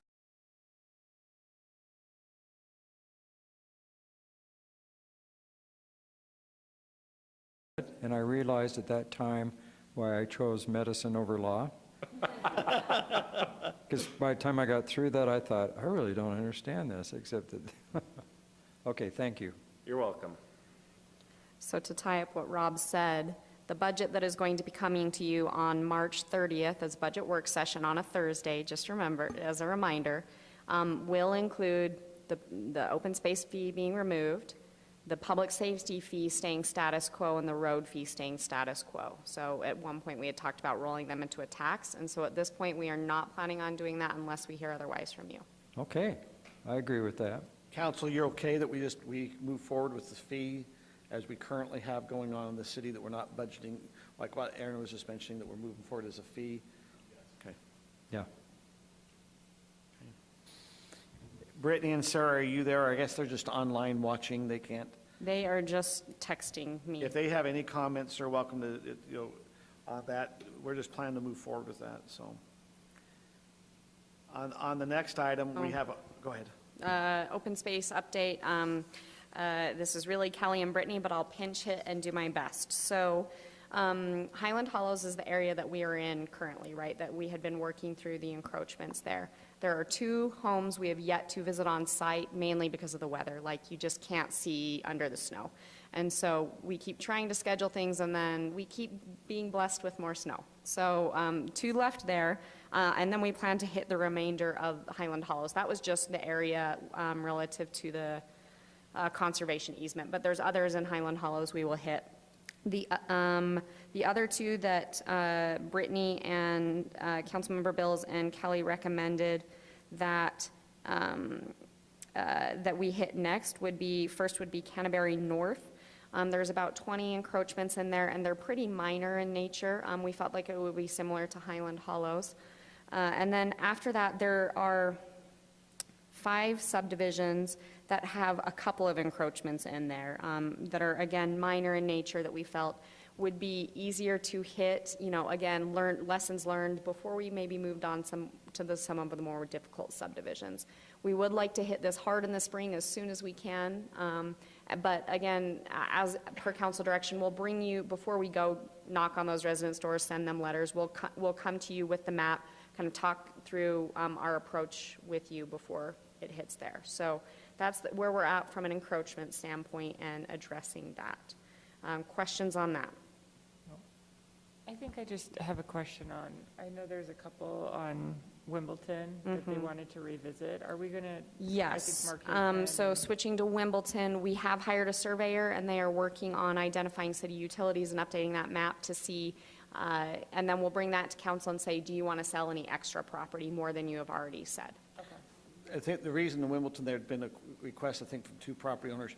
We weren't exactly sure where all the different, like you said, the utilities, so we're trying to get exactly, so we know where they are on that. Okay, any other discussion? Aaron, can I just make one more comment? Yes. We may want to, since we're selling some of the open space property along trail corridors, we may want to just look at the specifics about how wide the corridor has to be before you can have a solid fence, because I'm getting questions about that.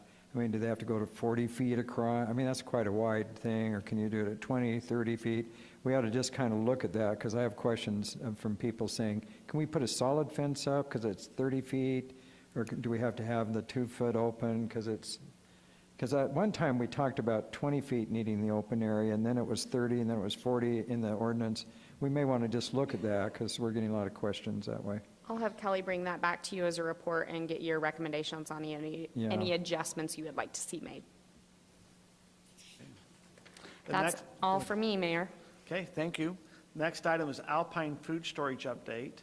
I actually had an opportunity to go down to the new location that Alpine Food Storage is moving to in American Fork. I met with Dave Wadsworth there today, did a walkthrough. I also received an email from Shireen Wadsworth. This is their update. They had a fire inspection. From that fire inspection, they had some issues that American Fork City mentioned need to be fixed in the building. They have hired a team of designers to busily work and finish the building. They've also hired an architect to help them draw out some plans for future build-out. They have started transferring inventory. So when I got that email, I did go down, I did verify there was probably a good 16 pallets that appears that are starting to be received into that new facility. So they are starting to receive inventory into that facility. They also are starting to set up and get things ready and receiving there at the dock. They've engaged services and consulting and building out a point of sale. They are also in the process of painting some walls, and they've been meeting with some professionals for some walk-in refrigeration. I will be very transparent that I was a little surprised they weren't a little further along than, I got there and going, they still have a lot of work to be done. When I talked to David Wadsworth, he mentioned that they were shooting towards that April 15th goal because they have their rent starts to occur there, so they're moving towards that. They have a lot of work to get done. They've got a lot of setup to still happen here in the next month and a week. So, that's kind of that. Is there any questions on Alpine Food Storage? So on June 30th, and I don't think there's going to be any leeway whatsoever from the council on this, but at June 30th, so I've wondered, they'll have the Alpine, they'll have their site in not Pleasant Grove, but American Fork. But when we revoke the license, there's no way they can run a side business out of their house still, right? Now, we have not revoked their license. Their license. No, when their license expires. Yeah, and so we would, and I don't know if we wanted to in May we might have a motion that we said that we're not renewing, just so they know, no matter what, there's already been a motion that the staff does not need to come back because we've already done that. Would you guys, my question is, do you want to have that as a motion to say, hey, we are already done the motion that we're not renewing, so the staff does not need to come ask as a council, or do you want to wait until there's a request? Does that make sense? One is if they've moved and they don't request a business license. I'm fine just waiting. Okay. Anyway, they are moving on. It's It sounds like they'll be out by then. They're moving along. They got a lot of work, so. So, Okay. Mayor, before Tyler gives his financial report real quick, and I don't want to take any time from this, but it's not if we have floods in Highland this year, it's when. Correct. Because there's more snowpack than I've seen forever, and I'm keeping in touch with my friend that works at the CUP. He just sent me maps. They think it's going to be a wetter than normal spring. He just wanted to let us know that they're in the process of setting up a contract to automatically fill sandbags. They're going to let us know how we can participate in that. It'll be down in Vineyard. So they're going to help us get ready if we need the help. Does that make sense? He just texted me that today, so I'll kind of follow up as he gives us more information because they're concerned. It's a nice concern to have lots of water, but if you live on the American Fork bed like I do, we're concerned about flooding. Yeah. And I believe this is not on the agenda, so this is kind of. Yeah, I spoke with Andy. We've ordered some sandbags. Some other cities are actually already starting to fill sandbags. Yeah. We know we have some areas that might be at risk, so Andy's been on top of that. Okay, good. Okay, we'll now move on to the financial report for Tyler. Guys, we are at 10:12. Are we okay to give Tyler a little bit extra time? Tyler doesn't need it, Okay, go. unless the Tyler, council has questions. That's fine. Okay, no questions. Happy to take any questions you have, by all means. This information was emailed to you yesterday. Apologize, we don't have hard copies. The printer went down today, and so a number of trees were spared. But check out your email from yesterday, it's the same information. We're about 60% through the year, 59% to be exact. This information does include, these statements do include the adjustments, the budget adjustments that you approved last month, so this is up to date. Highlights, general fund, property tax, and sales tax are on target.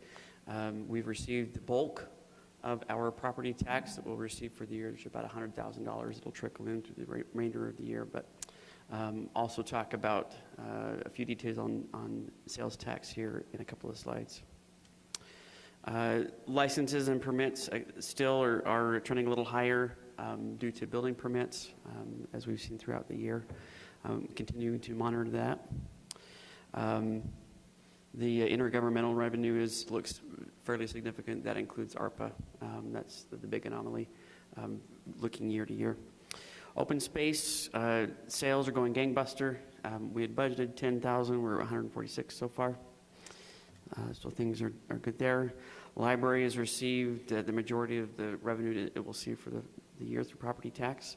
Our park tax is trending slightly higher. We budgeted 135,000, and we're looking more like 150, 160 through the end of the year. Road Capital, 6800 West project. This is the project the county and Lehigh City and MAG are participating in with us. So we continue to receive payments and work continues to go on. We did receive, after these statements dated January 31, we have received a significant reimbursement of $1.4 million. So that's going well. That's a lot of work on Joanne's part, and she deserves her some credit for that. And that was from MAG? Correct. Okay. The city has, in prior years, you'll recall, has expended all necessary funds for our portion, so anything that is expensed now will be reimbursed. But we're going to have an excess when it comes all back in. We've not allocated that excess, right?